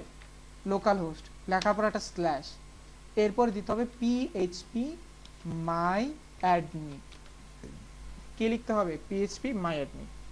এটা যদি আপনি লেখেন সে আপনাকে ডাটাবেসে নিয়ে যাবে, ঠিক আছে। আর আপনি যদি চান যে ভাই এত লেখালেখির দরকার নেই, তাহলে আপনি এখানে ডিরেক্ট ক্লিক করবেন, সে আপনাকে ডিরেক্টলি নিয়ে যাবে। এই যে দেখেন এখন আবার নতুন ইন্টারফেস, এটা হলো আপনার ডাটাবেস ইন্টারফেস। তো ভয় পাওয়ার কিছু নেই, আজকে আবার বসে বসে আবার ডাটাবেস শিখতে যাবো না। আমার যেটুকু কাজ আমি ততটুকুই করব, সেটা হলো এই যে সে কি চাচ্ছে, ডাটাবেসের একটা নেম চাচ্ছে বা ডাটাবেসের একটা ওয়েবসাইট তৈরি করতে বলতেছে। এখন আমি ডাটাবেস তৈরি করব কোথায়? এই যে দেখেন বাম পাশে এই যে এখানে নিউ একটা অপশন আছে, এখান থেকেও করতে পারেন, অথবা এই যে এখান থেকে ডাটাবেসে ক্লিক করে এখান থেকেও করতে পারেন। তো এটা যেহেতু শর্টকাট আমি এখান থেকেই করলাম নিউ। এই যে দেখেন ডাটাবেসের এখন সে নাম চাচ্ছে। এখন আমি ডাটাবেসের নাম কি জেনারেট করতে পারি, মানে কি লিখতে পারি? বিষয়টা হলো আপনি যেটা ইচ্ছে সেটাই দেন, কিন্তু শর্ত একটাই, ক্লাসের ক্ষেত্রে যেমন শর্ত ছিল এখানেও শর্ত সেগুলাই। নাম্বার 1, এই যে কখনোই নাম্বার দিয়ে শুরু করা যাবে না, মানে এক নিউমেরিক ডাটা দিয়ে শুরু করা যাবে না, 0 থেকে 9 পর্যন্ত দিয়ে শুরু করা যাবে না। নাম্বার 2, স্পেস দেওয়া যাবে না। ধরেন 2 অক্ষর নিয়ে আপনি ডাটাবেসের নাম তৈরি করতেন, তার মানে স্পেস দেওয়া যাবে না, সেখানে আপনি হয়তোবা আন্ডারস্কোর অথবা হাইপেন দিতে পারেন। এবং অনেকেই বলে যে হাইপেনও ব্যবহার না করতে, আন্ডারস্কোর ব্যবহার করতে। এই হলো 3টে শর্ত। নাম্বার 1, নাম্বার দেওয়া যাবে না, মানে নাম্বার দিয়ে শুরু করা যাবে না। নাম্বার 2, দুইজনের মাঝখানে স্পেস দেওয়া যাবে না। নাম্বার 3, হাইপেন দেওয়া যাবে না। তো এটার জন্য আমি এখন নাম দিলাম, ধরেন WD, এই যে এখন আমার কি হবে, হাইপেন এটা না দেওয়াকে প্রেফার করে, আন্ডারস্কোর দিলাম 2301, শেষ। এটাই এনাফ, আর কিছু লাগবে না। এই যে দেখেন 2301 নামে একটা ডাটাবেস তৈরি হয়ে গেছে অলরেডি, এই যে ডাটাবেস WD 2301। এখন আপনি বলতে পারেন যে ভাই ডাটাবেস তো তৈরি হয়ে গেল, কিন্তু এটার মেইনটেনেন্সের জন্য ইউজার পাসওয়ার্ড এগুলো কোথায় আছে? সেটা হলো যেহেতু এই যে জ্যাম্প এটা একটা লোকাল সার্ভার, তাই না? জ্যাম্প কি, এটা একটা লোকাল।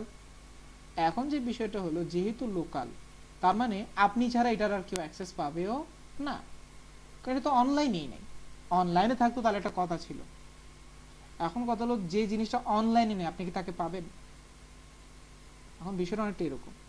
তো এখন যে বিষয়টা হলো সেটা হলো যেহেতু এটা কোনো অনলাইন নেই, তার এটার জন্য সিকিউরিটি ইস্যু নেই, সেজন্য তারা কি করেছে, একটা র্যান্ডম একটা ইউজার নেম তারা অটোমেটিক্যালি তৈরি করে দিয়েছে, এবং ওই র্যান্ডম ইউজারের কোনো পাসওয়ার্ডও নাই। তার মানে এখান থেকে তারা যেটা যেটা চাচ্ছে, যে ডাটাবেস নেম, ইউজার, পাসওয়ার্ড, একটা কাজে তিনটা কাজ হয়ে গেছে। এখন বলতেছে ডাটাবেস হোস্ট, সেটা অলরেডি সে দিয়েই দিছে, ঠিক আছে। ডাটাবেস হোস্ট মানে কি, আমার এটা কোথা থেকে আসবে, যেমন এখানে সে লোকাল হোস্ট দিয়েছে। এখন আপনি চিন্তা করতে পারেন যে ভাইয়া তাহলে ওই যে লোকাল সার্ভার থেকে লোকাল হোস্ট দিয়েছে, যদি অনলাইন হয় তাহলে কি লাইভ হোস্ট, এরকম কিছু কি না? না, এরকম কিছু না, এখানেও লোকাল হোস্ট সেখানেও লোকাল হোস্ট। কাহিনী কি, ধরেন আপনি সার্ভারে কাজ করতেন, দেখেন পিএইচপির কাজ করতেছেন, এটাও কিন্তু সার্ভার, কিন্তু অফলাইন সার্ভার, অফলাইন সার্ভারের লোকাল হোস্টে কাজ করতেছেন আপনি। যদি অনলাইন হয় সেটারও তো একটা লোকাল পার্ট আছে, তাই না? সেখানেও লোকাল হোস্ট। তার মানে অফলাইন অনলাইন যেভাবে আপনি কাজ করেন না কেন, ডাটাবেস হোস্ট অলওয়েজ লোকাল হোস্টই থাকবে। ওকে, লাস্ট কথা, টেবিল প্রিফিক্স কাকে বলে? এই যে আপনি এটা ডাটাবেস তৈরি করেছেন না, কত সুন্দর একটা ডাটাবেস। এখন বিষয়টা হলো এই ডাটাবেসের মধ্যে হরেক রকমের ডাটা ইনক্লুড হবে, হরেক রকমের। লাইক কেমন কেমন, কেউ আসবে নিজের নাম লিখতে, কেউ আসবে নিজের পিতার ইনফরমেশন লিখতে, কেউ আসবে তাদের ব্যালেন্স ইনকোয়ারি বা ব্যালেন্স শিট তৈরি করতে, বললাম আর কি, কেউ আসবে স্কুল ম্যানেজমেন্ট করতে, কেউ আসবে তাদের এই যে ব্যাংকিং সিস্টেম ম্যানেজমেন্ট করতে। তার মানে এক একজন এক একটা ফ্যাসিলিটি নিয়ে আসতে চাইবে। আবার কেউ বলবে যে ফেসবুকের মতো একটা এনভায়রনমেন্ট তৈরি করে দেন যেখানে লাইক কমেন্ট শেয়ার করতে পারবো। তাহলে এই যে লাইক করতে গেলে একটা এনভায়রনমেন্ট, কমেন্ট করতে গেলে একটা এনভায়রনমেন্ট, কে কয়জন এই সেকশনে কমেন্ট করেছে, তাই না? অনেক কিছু তো আছে এখানে বিষয়টা। তো এখন কথা হলো, এটা সহজ বাংলা হলো, এখানে প্রতিটা ডাটার জন্যই আলাদা আলাদা করে কি হয় জানেন, টেবিল তৈরি করা হয়। এই যে টেবিল। এখন কথা হলো, সে এখানে এটাই বলতে চাচ্ছে, দেখো তোমার তো অনেকগুলো টেবিল লাগবে। এখন কথা হলো, যদি টেবিলের প্রয়োজন হয় তাহলে আমি এটা কিভাবে করব? যেমন ওই যে টেবিলের নাম কি দিয়ে শুরু করব, কি দিয়ে শেষ করবো, এরকম একটা কোয়েশ্চেন থাকে, এটাই সে জানতে চাচ্ছে। আমি বললাম যে তুমি ডাব্লিউপি দিবা না, তুমি দিবা ডাব্লিউডি। এখন কথা হলো ডাব্লিউপি না দিয়ে ডাব্লিউডি কেন? এখন ডাব্লিউপিটা হলো কমন, এটা সবাই ব্যবহার করে, ঠিক আছে। ওয়ার্ডপ্রেসের একটা ল্যাকিংস সবাই বলে থাকে, সেটা কোনটা জানেন? এই ল্যাকিংসটাকে তারা বলে থাকে হলো ওয়ার্ডপ্রেসের সিকিউরিটি একটু কম। কেন কম? কারণটা হলো এই যে এই সেকশনগুলোকে আমরা নিজেদের মতো করে কাস্টমাইজ করে রাখি না, যার কারণে সিকিউরিটি লো হয়ে থাকে, এবং সেই কারণেই আপনার পিসি হ্যাকিংয়ের শিকার হয়। তো সেই জন্য আমরা কি করি, যে জিনিসগুলো কমন থাকে সেগুলোকে ইগনোর করি। ওকে, তো এই হলো টেবিল প্রিফিক্স আর ডাটাবেস হোস্টের কাজ। এখন চলেন এই তিনটার কাজ আমরা করে নিয়ে আসি। কি কি ছিল? ওই যে নাম কি দিয়েছিলাম ডাটাবেসের নামটা, এই যে WD2301। তাহলে এখানে আমি যেটা করব, যেখানে গেলাম সেম ভাবে যেটা সেভাবে লিখছি সেটাই, WD2301, ঠিক আছে। এখন ইউজার নেম কি বললাম না, কোনো ইউজার নেম তেমন একটা তৈরি হয় না, জাস্ট খালি এই যে রুট নামে একটা ইউজার নেম লেখা হয়, পাসওয়ার্ড খালি, কিছুই থাকবে না। এই যে যা যা চাইছে সব শেষ। এখন সে বলবে যে অলরাইট স্পার্কি, এই যে যদি সবকিছু ঠিকঠাক থাকে। যদি সবকিছু ঠিকঠাক না থাকে তাহলে সে আর অলরাইট স্পার্কি আর বলবে না, বলবে যে something is wrong, please check your information, এগুলো সেগুলো বলবে। এখন আমি কি করব, রান করব। এই যে রান করার পরে সে এখানের একটা কি চাচ্ছে, মানে ওয়েলকাম পার্ট দিয়েছে। সে এখন বলতে যাচ্ছে দেখো তোমার ডাটাবেস কানেকশন হয়েছে, দ্যাট মিনস কংগ্রাচুলেশন, তুমি সুন্দর একটা ডাটাবেসের সাথে কানেক্টেড করতে পেরেছো। এখন তোমার ওয়েবসাইট তো বানাবা, তুমি ওয়েবসাইটে কিছু ইনফরমেশন দাও। এই যে ইনফরমেশন নিবে, ওয়েবসাইটের নাম কি হবে? তো চলেন আমাদের প্ল্যান হলো, আমি এখন কি করব, একটা নিউজ পোর্টাল সাইট দিয়েই তৈরি করব, শুরু করব। সেটার জন্য আমি এখানে লিখলাম নিউজ পোর্টাল। এখন আবার এখানে ইউজার নেম পাসওয়ার্ড চাচ্ছে। এখন এখানের ইউজার নেম পাসওয়ার্ড কি কোয়েশ্চেন। এখন কথা হলো, এখানের ইউজার নেম পাসওয়ার্ডটা যেটা হলো, আপনি যখন এই যে একটা ওয়েবসাইট বানাইতে চাইবেন তাই না? আমরা বলেছিলাম ওয়ার্ডপ্রেস কি করে, জাস্ট খালি ড্রাগ এন্ড ড্রপ সিস্টেম।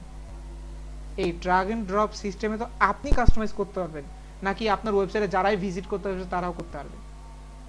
বিশেষ পার্সনটা তো আপনি, আপনি ওয়েবসাইটে যেমন ইচ্ছে তেমন করতে পারবেন। তো বিষয়টা অনেকটা এরকম, আপনি যদি চান যে এইভাবে কাজটাকে সম্পন্ন করার জন্য যে আপনি শুধুমাত্র তারা যেভাবে দেখাচ্ছে সেইভাবে মেনটেন করতে চান, আপনি আর কেউ না, সেটার জন্য একটা অ্যাডমিন ড্যাশবোর্ড তারা রেখেছে, যে এই অ্যাডমিন ড্যাশবোর্ডের অ্যাক্সেস কাকে কাকে পাবে মেনটেন করার জন্য। তো ওই অ্যাডমিন ইউজার নেম পাসওয়ার্ড আছে। তো যেহেতু এটা একটা লোকাল সার্ভার, না দিলেও চলে, বাট এখন এখানে খালি রাখা যাবে না, সেজন্য আমি এখানে সহজতরভাবে অ্যাডমিন অ্যাডমিন দিয়ে দিলাম সহজতার জন্য। ঠিক আছে, কনফার্ম, যেহেতু এটা উইক একটা পাসওয়ার্ড, আমি বলছি ভাই কনফার্ম করো। এখন ইমেল অ্যাড্রেস দিতে বলতেছে, আমি একটা হজবরল ইমেল অ্যাড্রেস দিই। এটা হলো আমার হজবরল ইমেল অ্যাড্রেস। আচ্ছা, এগুলো সব কিন্তু চেঞ্জেবল, মানে এই যে সাইট টাইটেল ইনফরমেশনগুলো চেঞ্জ করা যায়, এটা আমাদের জন্য কোনো টেনশনের কারণ হবে না। লাস্ট একটা কথা আছে, search engine visibility. Search engine visibility কি? আজকে যে আপনি গুগলে কোনো কিছু সার্চ করেন, কিভাবে ডিম সিদ্ধ করতে হয়, কিভাবে টাই বাঁধতে হয়, কিভাবে পাঞ্জাবি কিনতে হয়, এগুলো যদি লিখে সার্চ করেন, সাথে সাথে কিন্তু ওই রিলেটেড ইনফরমেশন আসে, তাই না? যে কিভাবে ডিম সিদ্ধ করতে হয়, এটার উপরে কিন্তু ইনফরমেশন, অন্য কোনো কিছুর উপরে ইনফরমেশন নেই। এই বিষয়টার জন্যই এটা কিভাবে হয়েছে, এই যে সার্চ ইঞ্জিন একটা কাজ করেছে। এখন কথা হলো, আপনার এই সার্চ ইঞ্জিনটাকে তো এখন কাজ করার অ্যাক্টিভেট করবেন কিনা এটাই জানতে চাচ্ছে সে। তখন আপনি বলতে পারেন যে ভাই এখন তো দরকার, কারণ এখন কি সার্চ ইঞ্জিন করার দরকার আছে? এখন আপনার ওয়েবসাইট কাস্টমাইজ হবে, তো সেজন্য আপনি এখান থেকে সার্চ ইঞ্জিনটাকে অফ করে দিবেন। এই যে ক্লিক করলেই এটা কি অফ, ডিসকারেজ। এখন আমি এখানে কি করব, ইনস্টলে ক্লিক করব।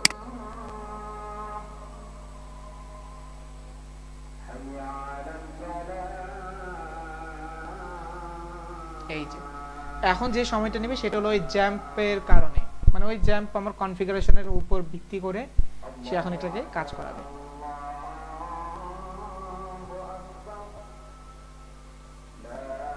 এই যে সাকসেস, দেখেন সে কি বলেছে, সাকসেস বড় অক্ষরে বলেছে, WordPress has been install, thank you and enjoy.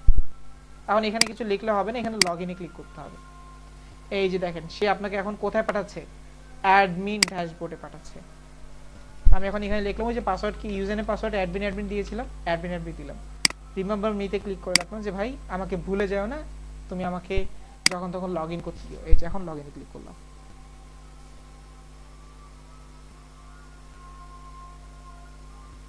এই যে দেখেন এখন আপনি একটা ইন্টারফেসের সাথে পরিচিত হচ্ছেন, যেটা কিন্তু কি না আমাদের ড্যাশবোর্ড, আমাদের মেইন ওয়েবসাইট না, এটা হলো মেইনটেনেন্স লগইন অ্যাডমিন প্যানেল। এটার মাধ্যমে আমরা কি করব, আমাদের ওয়েবসাইটটাকে আমরা মেইনটেইন করব। তাহলে ফ্রন্ট এন্ড দেখতে কেমন হলো, কোশ্চেন থাকে না? এই যে নিউজ পোর্টাল, এই যে টপ বারে যে নিউজ পোর্টাল বাটনটা আছে, এই যে এখানে ভিজিট সাইটে ক্লিক করলেই আপনি এখন যে পেজটা দেখতে পাবেন সেটাই হলো আপনার কি মেইন নরমাল ড্যাশবোর্ড, মানে নরমাল ইন্টারফেস। এই যে এখানে এই যে দেখেন একটা হেডলাইন, ওই যে আমাদের এটা একটা লোগো হিসেবে কাজ করতেছে নিউজ পোর্টাল, স্যাম্পল পেজ এটা একটা মেনু হিসেবে কাজ করতেছে, এখানে কি আসতেছে কন্টেন্ট কাজ করতেছে, হ্যালো ওয়ার্ল্ড এটা কি একটা কন্টেন্ট। আমরা বলছিলাম না আমাদের সিএমএস তৈরি করা হয়েছিল কি দিয়ে, মানে শুরু করা হয়েছিল ব্লগিং দিয়ে, এই সেই ব্লগিং এর কনসেপশন দিয়ে অনেক ফিচার পাবেন যেগুলো ব্লগিং রিলেটেড। ঠিক আছে, এই যে দেখেন এখানে আপনি চাইলে গেট ইন টাচ করতে পারেন, কমেন্ট করতে পারেন, এখানে নিউজ ফিডে যেতে পারেন। এই যে হ্যালো ওয়ার্ল্ডটাকে ভালোভাবে পড়ার জন্য আপনি ক্লিক করলেন, এটা একটা বিস্তারিত ইনফরমেশন আসলো। এই যে এখন আপনি চাইলে যে কমেন্টও করতে পারেন, এই যে থ্যাঙ্কস ফর শেয়ারিং আমি দিলাম, এই যে এখন পোস্ট কমেন্ট করে দিলাম, সে এখন এটাকে কি করে দিবে, পোস্ট করে দিছে। এই যে দেখেন থ্যাঙ্কস ফর শেয়ারিং। মজার বিষয়টা হলো এই যে এখানে দেখেন আমরা কিন্তু টেবিল নিজেও তৈরি করি নাই, কিন্তু এই যে ওয়ার্ডপ্রেস ইনস্টলেশনের পরে এখন দেখবেন যে আমার তৈরি করা লাগবে না, এই পিএইচপি মাই অ্যাডমিন অটোমেটিক্যালি তৈরি করবে, অটোমেটিক্যালি। দেখেন এখানে কিছুই ছিল না, সেই জায়গা থেকে এখন 1 2 3 4 5 সরি এটা না আমাদের এই যে 2301 এ যাইতে হবে, 2301 এ ক্লিক করলাম। এই যে দেখেন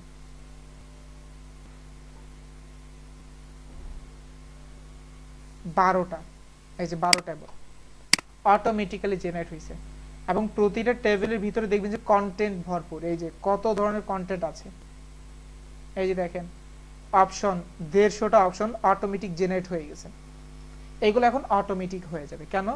কারণটা হলো এই সিস্টেমটাই সিএমএস করে রাখছে যে ভাই তোমার কোডিং নিয়ে কোনো টেনশন নাই, তুমি জাস্ট খালি ইনস্টল কোনো মতে করাও, এরপরের দায়িত্ব আমার। তুমি যেভাবে বলবো আমি সেভাবেই লিস্ট আউট করে রাখবো যে তুমি এই কাজগুলো করছো। এই হলো কি ডাটাবেস, বা বাংলা ভাষায় বলতে পারেন আমলনামা। ওকে, এখন স্যাররা কি সবাই শুনতে পাচ্ছেন আমাকে? একটু কনফার্ম করে। জি স্যার, শুনতে পাচ্ছি। ঠিক স্যার। ওকে, এখন কথা হলো প্রথম ক্লাস একটু আনইজি লাগতে পারে, কারণ নতুন নতুন অনেকগুলো ইন্টারফেস এক মুহূর্তেই দেখে ফেলছেন। সেজন্য একটু ধৈর্য ধরেন, ক্লাসটাকে বুঝেন, অবজার্ভ করেন, এরপরে দেখবেন যে বিষয়গুলো আস্তে আস্তে মেক সেন্স করতেছে। ঠিক আছে?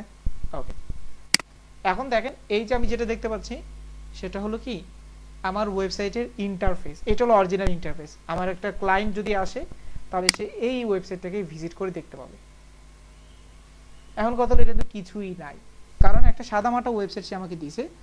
আমার কথা কি, আমার দরকার হলো একটা ভারী করে, মানে যেগুলো খুব অনেকগুলো কাজ শেখায়। এখন কথা হলো এরকম একটা ওয়েবসাইট তো বানাইতে হবে। বানানোর জন্য আমাকে কোথায় যেতে হবে? ড্যাশবোর্ডে, কারণ ড্যাশবোর্ডে সব মেনটেন করতে পারবো। এবং ড্যাশবোর্ডে যাওয়ার জন্য এই যে টপ বার একটা রয়েছে, এই যে দেখেন নিউজ পোর্টাল, এখানে মাউস রেখে ড্যাশবোর্ডে ক্লিক করলাম, সাথে সাথে সে আমাকে এখন ড্যাশবোর্ডে ডাইভার্ট করে নিয়ে যাবে। এই যে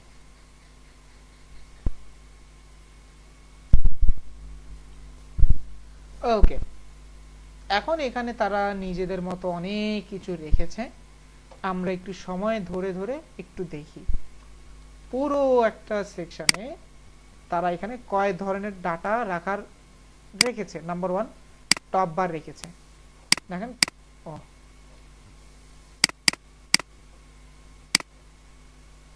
এই যে এতটুকু এটা কি টপ বার, এতটুকু এটা সাইড বার, এতটুকুকে বলা হয় ড্যাশবোর্ড। ঠিক আছে? তো এই তিনটার উপর বেস করে কি হইতে থাকে, আমাদের ডাটা ম্যানেজমেন্ট সিস্টেম আমরা করতে পারি। এখন কথা হলো আমরা এখন এখান থেকে শুরু করলে আস্তে আস্তে একটা একটা জিনিস শিখি। সর্বপ্রথম আমাদের ড্যাশবোর্ডে দেখেন অনেক বিস্তারিত ইনফরমেশন আছে যেগুলো আমার দরকার নেই। এই যে এগুলোকে আমি এখন এই যে এখান থেকে ডিসমিস, এই যে দেখেন অনেক অপশন। তো শুরুতে এত অপশন দেখতে কি ভালো লাগে? জানি তো না জিনিসটা কি কাজে ব্যবহার করা হয়, সেজন্য আমি চাচ্ছি এটাকে ডিসেবল করে দিতে। কিভাবে করব? এই যে দেখেন এখানে একটা স্ক্রিন অপশন আছে, এখানে এই যে সবগুলোতে টিক মার্ক করা আছে দেখে আসতেছে। আমি টিক মার্কগুলো উঠিয়ে দিই, দেখবেন যে একটা একটা করে গায়েব হয়ে যাচ্ছে। এবং দেখেন সবগুলো টিক মার্ক উঠে গেছে, এখন আমার ড্যাশবোর্ড খালি। ওকে, তো আমরা এখন খালি রাখলাম, খালির উপর আমরা এখন চাইলে কাজ করি। করবোটা কি? তো চলেন শুরুতে যেটা করব, আমরা এখন এই যে টপ বারটা দিয়ে কিছু একটা করি। সরি, টপ বারে কি কি আছে একটু দেখি। টপ বারে সর্বপ্রথম লেফটে আছে যেটা, সেটা হলো ওয়ার্ডপ্রেস সম্পর্কিত তথ্য। যেমন আপনি ওয়ার্ডপ্রেসের মতো এরকম একটা রেভলিউশনারি একটা সিএমএস কে জানতে চাচ্ছেন যে ভাই ওয়ার্ডপ্রেসটা কি, এই যে অ্যাবাউট ওয়ার্ডপ্রেস, ওয়ার্ডপ্রেসের বিভিন্ন ধরনের কন্টেন্ট ডকুমেন্টেশন পড়তে চাচ্ছেন, তাহলে সেটা হলো এই যে এখানে। এরপরে আপনি একটা ওয়েবসাইট অ্যাডমিন ড্যাশবোর্ডে ডিজাইন করছেন, এখন ফ্রন্টে দেখতে কেমন হয়েছে এটা জানা লাগবে না। আপনি যদি এরকম যাতায়াতের জন্য ইউজ করতে চান, এই যে বাটনটা, এই যে আপনি চাইলে একবার ভিজিট সাইট করতে পারেন, আর একবার আপনি ড্যাশবোর্ড মেনটেন করতে পারেন। এই যে আমি এখানে নতুন একটা ট্যাব ওপেন করে ভিজিট সাইট করলাম, এই যে দেখেন। এখন আপনি এখানে কাস্টমাইজ করবেন, এখানে এসে রিফ্রেশ করে চেক করবেন যে কি আসছে। ঠিক আছে? এরপরে এই যে এটা হলো আপডেটস। আপডেটস মানে কি? এই যে প্রতিনিয়ত আমাদের সফটওয়্যারটা আপডেট হয় না, এই আপডেটস। এই যে দেখেন অলরেডি আপডেট দেখাচ্ছে। তো যদি কখনো কোনো আপডেট আসে তখন সে সাথে সাথে এটা কি করে দেয়, এই যে এখানে একটা সিগন্যাল দেয় যে দেখো আপডেট আছে। এরপরে এই যে এখানে হলো কমেন্ট সেকশন। ওই যে আমরা বলছিলাম আমাদের ওয়ার্ডপ্রেস সাইটগুলোকে তৈরি করা হয়েছিল ব্লগিং এর জন্য, কিন্তু বর্তমানে সবকিছুই করা যায়, কিন্তু ওই ব্লগিং ইন্টারফেসটা তারা আর চেঞ্জ করে। তারা বলছে ঠিক আছে ব্লগিং এর মতো ইন্টারফেস থাকবে, কিন্তু আমার সংযোজন হতে থাকবে, সেজন্য তারা ওই যে শুরুতে যেমন রাখছিল তেমনই আছে। এরপরে এই যে নিউ, এই যে একটা ব্লগার কি করে, পোস্ট করতে চায়, তাই না, মিডিয়া ফাইল সাবমিট করতে চায়, পেজ মেনটেন করতে চায়, ইউজার মেনটেন করতে চায়, এই যে শর্টকাটে এখানে দেওয়া রাখছে। যদিও এই যে এই অপশন সবগুলো এখানেই আছে, সাইড বারে আছে, তারপরে এখানে দেওয়া আর কি শর্টকাট। এরপর আছে এই যে অ্যাকাউন্ট মেনটেনেন্স, অ্যাডমিন প্যানেল, আপনি চাইলে নিজের প্রোফাইল কাস্টমাইজেশন, আপনি চাইলে লগ আউট, এটা ডান পাশে। এরপর আসে এই যে আমাদের বাম পাশ, এই যে এগুলা। এখন এখানে কি কি আছে, শুরু হয়েছে এই যে ড্যাশবোর্ডের হোম দিয়ে, কিছুই নাই, আপডেটস পরবর্তীতে আসছে। এখন কথা হলো আপডেটস আসছে, আপডেটস করে দেওয়া উচিত। তাহলে আপডেটসটা যদি আমি একটু যাই, এই যে দেখেন তারা এখানে কয়েক ধরনের আপডেটস আনে। একটা হলো WordPress version update, WordPress plugin update, WordPress theme update. Version মানে কি আমরা জানি, ওয়ার্ডপ্রেস ভার্সন মানে হলো ওয়ার্ডপ্রেসের মেইন যে সফটওয়্যার সেটা। কিন্তু এই যে প্লাগইন থিম এগুলো কি, এগুলো এখন বললে একটু বুঝতে অসুবিধা হবে, আমরা এটার জন্য একটু পরেই রাখি। বাট আপডেট চাইছে এই যে সিলেক্ট করে আপডেট করে দিই, এই যে এখানে বাটন আছে, চাইছে যেহেতু এখন না তো করা যায় না, দিয়ে দিই, পরে জানবো, এখন আপাতত আপডেট হয়ে যাবে। এই যে একটু সময় নেবে, এই যে দেখেন প্রসেসিং করতেছে, আপডেটিং করতেছে, এরপরে আপডেট হওয়ার পর একটা ইনফরমেশন দিবে যে কংগ্রাচুলেশন, বা এই যে ATSMAP NTSMAP updated successfully, all updates has been completed. Just একটা বাটনে ক্লিক, সব কাজ ওকে। এরপর পোস্টস, ঠিক আছে, খুবই গুরুত্বপূর্ণ, একটু পরে আসি। আজকে কয়েকটা জিনিস একটু স্কিপ করব। নাম্বার 1 অ্যাপিয়ারেন্স প্লাগইনটাকে একটু স্কিপ করব, ঠিক আছে, বাকি সবগুলো দেখে ফেলি। আচ্ছা, এক্সট্রা টাইম আমি আপনাদের থেকে নিতে চাচ্ছি, 10-15 মিনিট এক্সট্রা টাইম নিলে কোনো অসুবিধা হবে কারণ? স্যার আমার প্রবলেম নেই। না স্যার, সমস্যা নেই। যেহেতু আজকে একটু লেটে শুরু করেছি। ওকে, ঠিক আছে। এখন আমাদের আজকে কিছু আমি হিডেন করব বা স্কিপ করব, সেটার মধ্যে একটা হলো অ্যাপিয়ারেন্স প্লাগইনস, ঠিক আছে। আর পোস্ট আমি একটু পরে পড়ি, তার আগে যে বাকিগুলো জেনে নিই। মিডিয়াতে গেলাম। মিডিয়া মানে কি?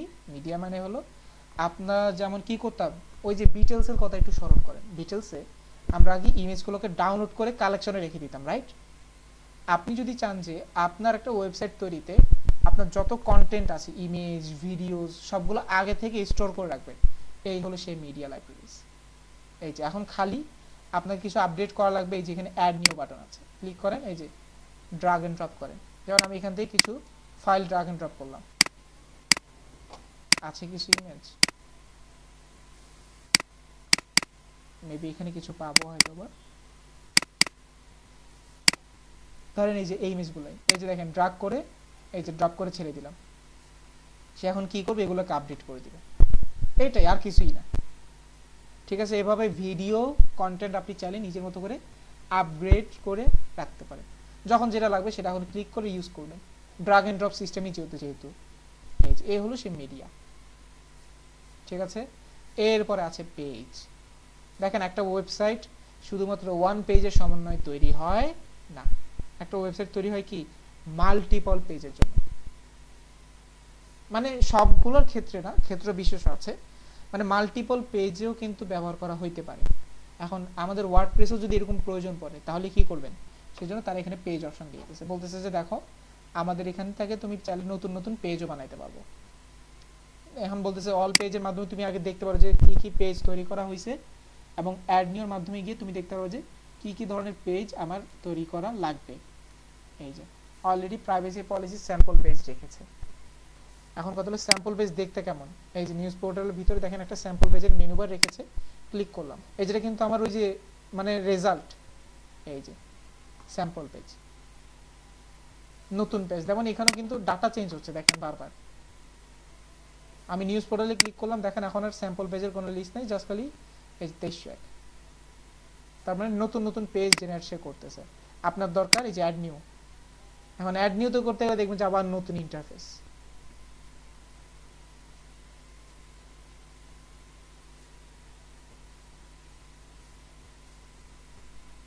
এই যে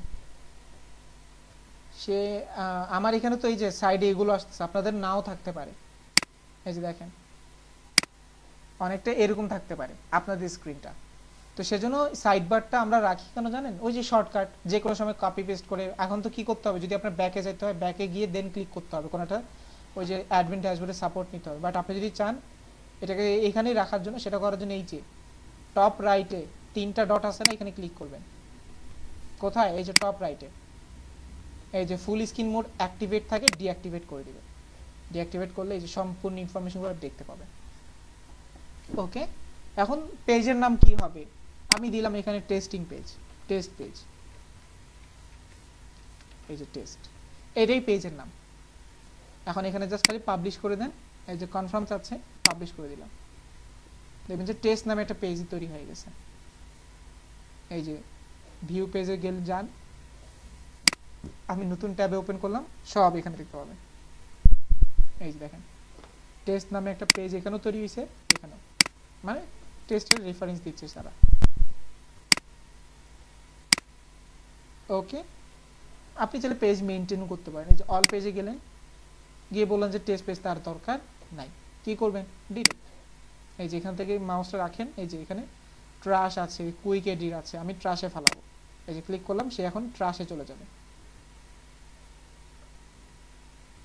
এই যে এখন এখানে দেখেন ট্রাশ পেজ কয়টা আছে, ড্রাফট পেজ কয়টা আছে, সব এখানে ইনফরমেশন দিচ্ছে।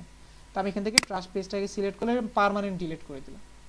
এই যে এখানে সিলেক্ট করে ডিলিট পার্মানেন্টলি, এখান থেকেও লিখতে পারেন, বা এখান থেকে এই যে বাল্ক অ্যাকশন থেকেও ডিলিট পার্মানেন্টলি।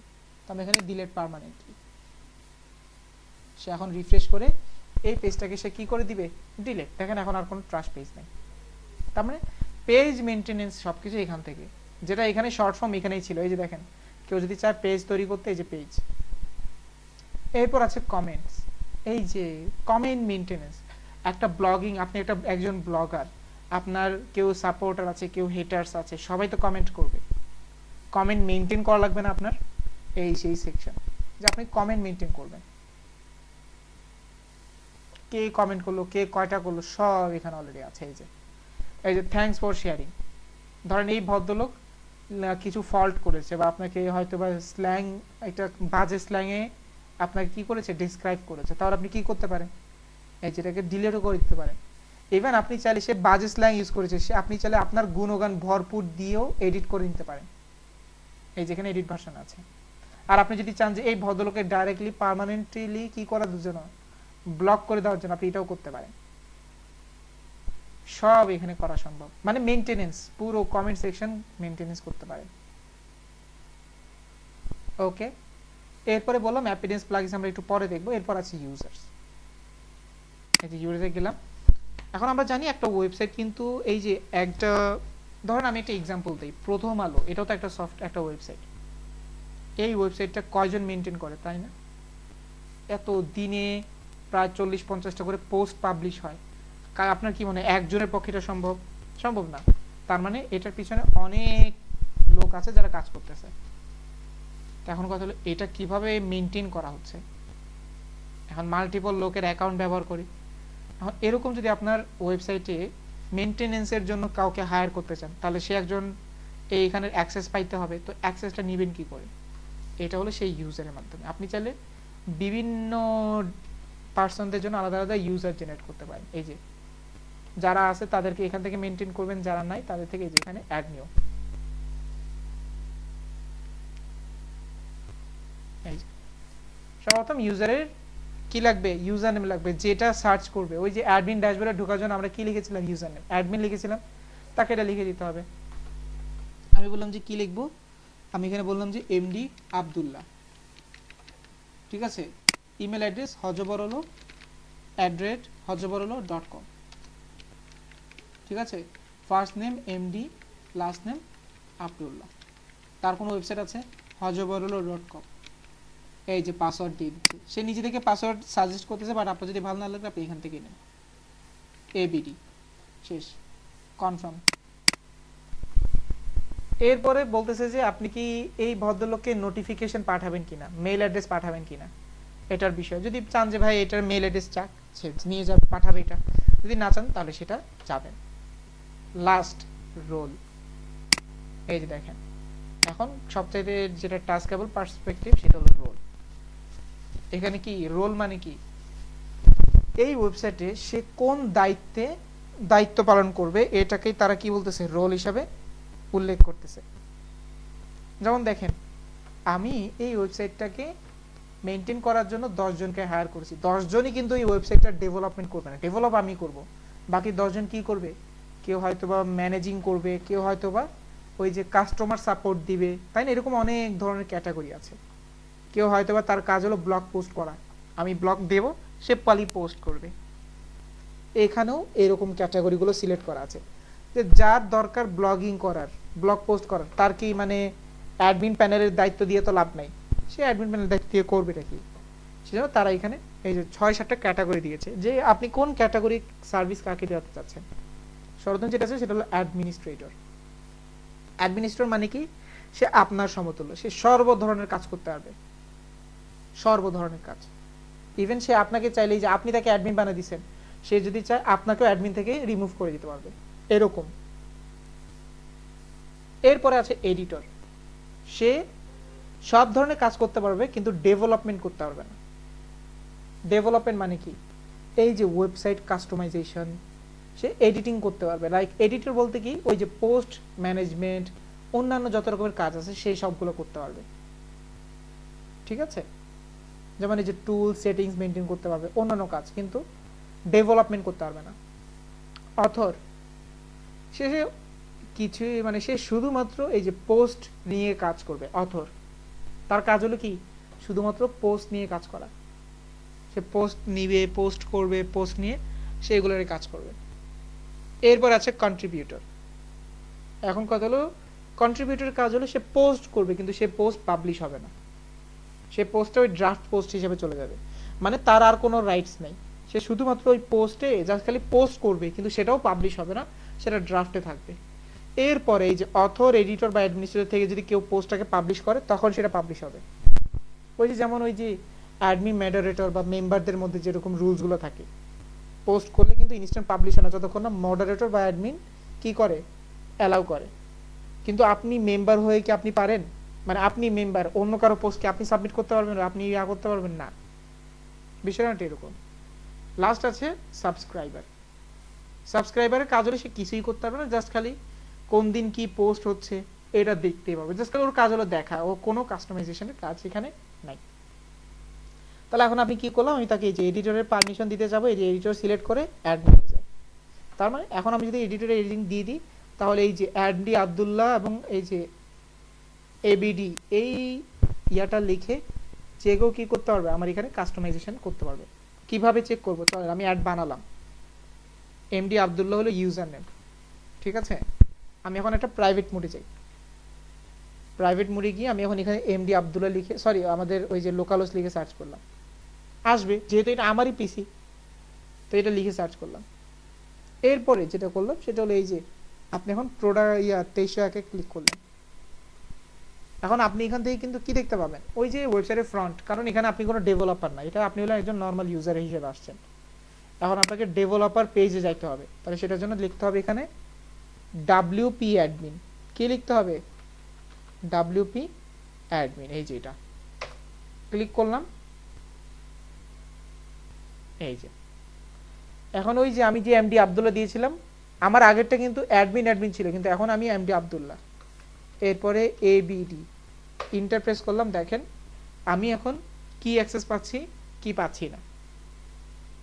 দেখেন আমার নর্মাল অ্যাকাউন্টে অ্যাপিয়ারেন্স প্লাগইনস আছে, কিন্তু এখানে এই ভদ্রলোক এডিটর হওয়ার কারণে না কি আছে, প্লাগইনস আছে না অ্যাপিয়ারেন্স আছে। তার মানে বুঝতে পারতেছেন কে কতটুকু রাইটস পাবে, কে কতটুকু পাবে না সেটা, ঠিক আছে? ইউজার প্যানেলে লাস্ট টুলসের মধ্যে অনেক ধরনের টুলস আছে। Categories and tag converter. Category and tag কনভার্টারের কাজ হলো যে ধরেন আপনার ওয়ার্ডপ্রেসের 2-3টা ওয়েবসাইট আছে, 2টা। এখন নতুন একটা যেটা তো করতে চাচ্ছেন সেটা হলো ওয়ার্ডপ্রেসের ওই বিগত 2টার যে ইয়ে আছে, কন্টেন্ট আছে, সেই কন্টেন্টগুলোকে ট্রান্সফার করতে চাচ্ছেন। যেমন ওই যে ধরেন কোন একটা ওয়েবসাইটে 100 কন্টেন্ট লিখেছেন, কোন একটা ওয়েবসাইটে 50 কন্টেন্ট লিখেছেন, তাহলে কটা হলো, 150 কন্টেন্ট হলো না? এখন আপনি চাচ্ছেন দেশীয় কন্টেন্ট আমি যদি আবার 3 নম্বর ওয়েবসাইটে লিখতে যাই কত সময়ের ব্যাপার, আপনি চাচ্ছেন শর্টকাটে নিয়ে আসবেন ড্রাগ এন্ড ড্রপ করে, এরকম সিস্টেম যদি চান এই যে ক্যাটাগরি স্ট্যাক কনভার্টার, এরপরে ইম্পোর্ট এক্সপোর্ট সব কাজ এখানেই করা হয়ে থাকে। Site health, export personal data, erase personal data, এই কাজগুলো এখানে হয়ে থাকে। ঠিক আছে, এরপর আছে সেটিংস। সেটিংসের মধ্যে কিছু সেট আপ আমাদেরকে করতে হয়, যেমন এখানে ওই যে আমি আমাদের ওই যে ওয়েবসাইটের ইনফরমেশন দিয়েছিলাম না, টাইটেল কি হবে, ওই যে ওয়ার্ডপ্রেসে আমি কিভাবে জয়েন করতে পারবো, এই যে এগুলা নিউজ পোর্টাল, এগুলো চাইলে আপনি চাইলে এখান থেকে কাস্টমাইজ করতে পারেন এই জেনারেল সেটিং থেকে।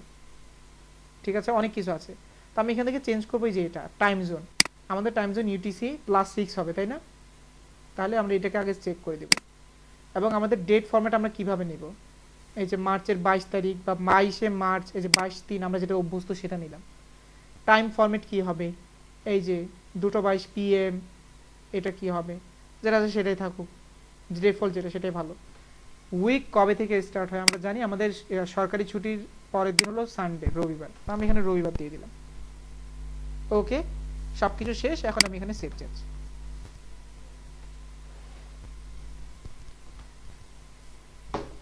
এই দেখেন জেনারেলের যেসব রুলস আছে সেগুলো আমি চেক করে ফেললাম। এখন তাহলে আমার এখন এটা বাংলা টাইমের হিসাবে চলবে। যদি আমি টাইমটা সেভ না করতাম তাহলে আমার কিছু সমস্যা হইতো, যেটা ভবিষ্যতে আমরা জানতে পারবো। এরপর আছে রাইটিং, রিডিং, ডিসকাশন। রাইটিং পার্টটা হলো যারা লিখে বা ওই অথর যারা হবে তাদের জন্য, যেমন সে যে পোস্ট করবে, সে যে লিখবে, এই পোস্টটা কোথায় যাবে, কোন পেজে দেখাবে, এই জিনিসগুলো। ঠিক আছে, রিডিং, তখন যারা পড়বে তাদের জন্য কিছু রুলস, তাদেরকে আপনি কিভাবে এই কন্টেন্টগুলো থেকে উপস্থাপন করতে চাচ্ছেন, তাই না? এই যে এই কাজগুলো সবগুলো কিন্তু কিসের উপর ভিত্তিতে, ওই যে ব্লগিং, বারবার বলতেছি কিন্তু আমাদের ওয়ার্ডপ্রেসের শুরুটাই হয় ব্লগিং দিয়ে, সম্পূর্ণ ইনফরমেশনটা ব্লগিং ভিত্তিতেই ডিজাইন করা। এই যে কে কোন পেজটাকে ডিসপ্লে করাবে, কে কোনটাকে পড়াবে, এটা সেটা। এরপর আছে ডিসকাশন। ডিসকাশন মানে কি, ওই যে কমেন্ট সেকশনের রুলস অ্যান্ড রেগুলেশন। ঠিক আছে, কমেন্ট সেকশন, কে কে কমেন্ট করতে পারবে, কে কমেন্ট করতে পারবে না, কমেন্ট করলেও কি ধরনের কমেন্ট করতে পারবে, এই যে দেখেন কোনো ধরনের কমেন্ট কি এরকম চাচ্ছেন কিনা যে মডিফিকেশনে নিয়ে যাবেন, এটা সেটা সব এই ডিসকাশন পেজে আছে। এরপর আছে মিডিয়া ফাইল। এই মিডিয়া ফাইল, এই যে উপরে কিন্তু একটা মিডিয়া ছিল, তাহলে এই মিডিয়ার মিনিংটা কি? এই মিডিয়াতে দেখেন ইমেজ সাইজ নিয়ে কাজ করে। ইমেজ সাইজের এখানে রিজনটা কি আনার, এখানে বিষয়টা হলো আমরা যখন একটা ওয়েবসাইটে ইমেজ আনি, তাই না, ইমেজের সাইজ অনেক বড় হতে পারে, ছোট হতে পারে। যখন ইমেজের সাইজটা বড় হয় তখন আমাদের ওয়েবসাইটের লোডিং টাইমটা বেড়ে যায়। তো এই জিনিসটা ওয়ার্ডপ্রেস বুঝতে পারে যে ওয়ার্ডপ্রেসে ইমেজ যদি সাইজ বড় হয়, সেই সাইজটা ইমেজটা ওয়েবসাইট, ওই ইমেজটার কারণে ওয়েবসাইট ভারী হয়। সেজন্য সে কি করছে, এই মিডিয়া সেটিংয়ের মাধ্যমে ইমেজের বিভিন্ন ক্যাটাগরি তৈরি করে রাখছে, যে কোনো কারণবশত ইমেজ যদি ভারী হয়ে যায় তাহলে সে ওই ক্যাটাগরি ইমেজগুলোকে ব্যবহার করবে বিভিন্ন জায়গা ভিত্তিতে। তো এই জিনিসটা সে এখানে তৈরি করে রাখছে। এখন আপনি যদি এদের সাথে এগ্রি করেন যে 150/200 থাকুক তাহলে চলবে, যদি আপনি এগ্রি না করেন যে না আমি 150 না 200/200 রাখতে চাচ্ছি, এই যে এগ্রি আনএগ্রির উপর বিষয়টা আর কি, তাহলে আপনি এখানে সেট করে এই যে সেভ করে দিবেন। এরপর আছে permalink and privacy. Privacy policy তো এটা আপনার নিজস্ব ওয়েবসাইটের মধ্যে, ওই যে প্রতিটা ওয়েবসাইটে তো কি থাকে, নিজেদের প্রাইভেসি টার্মস অফ সার্ভিস থাকে না, ওই জিনিসটাকে এখানে উল্লেখ করতে চাচ্ছে। আরেকটা হলো লাস্ট পারমালিঙ্ক। এই যে পারমালিঙ্ক মানে কি, এই যে আপনি যে নতুন নতুন পেজ বানান, ওই পেজের যে ইউআরএল জেনারেট হয় না, ওই ইউআরএল জেনারেটের সিস্টেমটা তারা এখানে উল্লেখ করতে চাচ্ছে। এই যে day and time, month and name, কিভাবে পেজ নেম হবে। আমি বললাম যে তোমাদের এই যে সবাই যেটা করে পোস্ট নেমটাকে মেনটেন করে, ঠিক আছে, ইউআরএল যেটা। ওকে, এরপরে সে আবার বলতেছে ভাই কোনো ক্যাটাগরি টাইপ হবে কিনা, কোনো দরকার নেই ক্যাটাগরি টাইপ করার, যেটা আছে সেটা দিয়ে সেভ। ওকে, ডিজাইন আমার রেডি। এখন যেটা করতে হবে লাস্ট, আমাদের আজকে হোমওয়ার্কও থাকবে, যেটা সেটা হলো ওই যে প্রথম ক্লাসে আমরা যেভাবে ব্লগ পোস্ট করতাম না, আপনাদের কাজ হলো এরকম একটা কয়েকটা ব্লগ পোস্ট করা। সেটার জন্য এই যে এখানে যাবেন পোস্ট, অ্যাড নিউতে গেলাম। এরপর আমি এখন প্রথম আলোতে চলে গেলাম, চলে তাড়াতাড়ি একটা ব্লগ পোস্ট করি, একবারে সাদা মাটা, তাহামরি কিছু না। আমি তাহলে পোস্টে যেহেতু করতে পারলাম না, পোস্টের ভিতরেও অনেক কিছু আছে, তো পোস্ট আজকে করি নাই, আমরা আগামী ক্লাসে এটা নিয়ে আরেকবার আলোচনা করব।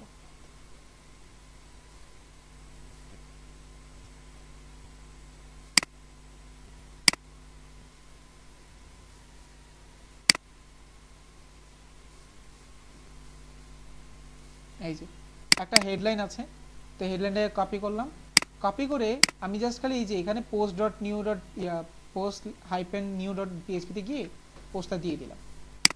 এরপরে ডেসক্রিপশন আছে, এই যে কপি করলাম, কপি করার পর এই যে এখানে ডেসক্রিপশনটা দিয়ে দিলাম। ঠিক আছে, যেহেতু নিউজ পোর্টাল সাইট বানানোর চিন্তা ভাবনা, তাহলে আমি এই যে কয়েকটাও দিলাম। এরপরে ছবি দেওয়া উচিত না আমাদের, এই যে এরকম ছবিগুলো, তো আমি ছবিটাকে সেভ করে নিই। না, সেভ না করলে তো আসবে না। এই যে এখন সমস্যা হলো ছবিগুলো ওয়েবপি ভার্সনের ছবি হয়, যেটা ঝামেলা। ওয়েবপি ভার্সন আমাদের এই যে কি নিতে চায় না, আমাদের ওয়ার্ডপ্রেস নিতে চায় না, এটাকে কনভার্ট করে নিতে হয়। তো চলেন আমি এখন এই যে ওয়েবপি ভার্সনটাকে কনভার্ট করে নিই। এই যে এটাকে এই মাউসের রাইট বাটন ক্লিক করে এডিটে নিয়ে যাই, এই যে ওপেন উইথ, এই যে পেইন্ট, এখান থেকে এই যে file, save as PNG, JPG আপনি যেটা দেন ডাজন্ট ম্যাটার। এই যে সেভ করলাম, এরপর এটাকে কেটে দিলাম। এই যে এখন এই ইমেজটা আমি এখানে কোথায় দেব, তাই না? তো এখানে ডান পাশটা একটু খেয়াল করেন, ডান পাশে একটু নিচে যান, এখানে দেখেন একটা ব্লক আছে আর একটা হলো পোস্ট। আপনাকে পোস্টে যেতে হবে, পোস্ট থেকে এই যে একটু নিচে যান, এই যে ফিচার ইমেজ সেট করলাম, সিলেক্ট করলাম, এই যে ফিচার ইমেজ ডেস্কটপে গিয়ে দিয়ে আসলাম, এই যে পিএনজি ফরম্যাটটা ওপেন, এই যে ওপেন হয়েছে, সেট। এই যে আপনার ফিচার ইমেজ শেষ, সব করা হয়ে গেছে, এখন জাস্ট খালি পাবলিশ, কনফার্ম, পাবলিশ। এই যে আপনি সুন্দর একটা কি করেছেন, ব্লগ পাবলিশ করেছেন, সেটা আপনার এখন নিউজ পোর্টালে দেখাবে। চলেন দেখে আসি। এই যে জাস্ট খালি নিউজ পোর্টালের মেইন পেজটাকে রিফ্রেশ করলাম, এই যে দেখেন হ্যালো ওয়ার্ল্ড, দেশের কোথাও পবিত্র রমজান মাসে চাঁদ দেখা যায় না। আমি এটাকে বিস্তারিত পড়তে চাই, এই যে ক্লিক করলাম, সে এখন রিলোড নিবে, রিফ্রেশ করবে, এটার বিস্তারিত আমাকে এখন পড়া শোনাবে। এই যে তা আপনাদের কাজ হলো এইটাই। আপনারা এখন আজকের ক্লাসে যেটা করবেন, পুরো কন্টেন্টটাকে এভাবে পড়ে বিভিন্ন ধরনের কন্টেন্ট পাবলিশ করে নেবেন। পারবেন না সবাই স্যার? জি স্যার, ইনশাআল্লাহ স্যার। ইনশাআল্লাহ স্যার। তাহলে আজকে হোমওয়ার্ক এটাই থাকলো আপনাদের। বিভিন্ন ধরনের কন্টেন্ট পাবলিক করে আপনারা কি করবেন, আজকের যে স্ক্রিনশটটা, এই যে মেইন পেজের স্ক্রিনশটটা নিয়ে দিবেন, এই যে এটা।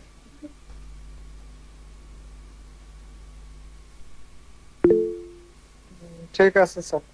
আর স্যার আজকের ভিডিওটা যদি একটু আগে আগে দিয়ে দিতেন আচ্ছা। তাহলে ভালো হতো।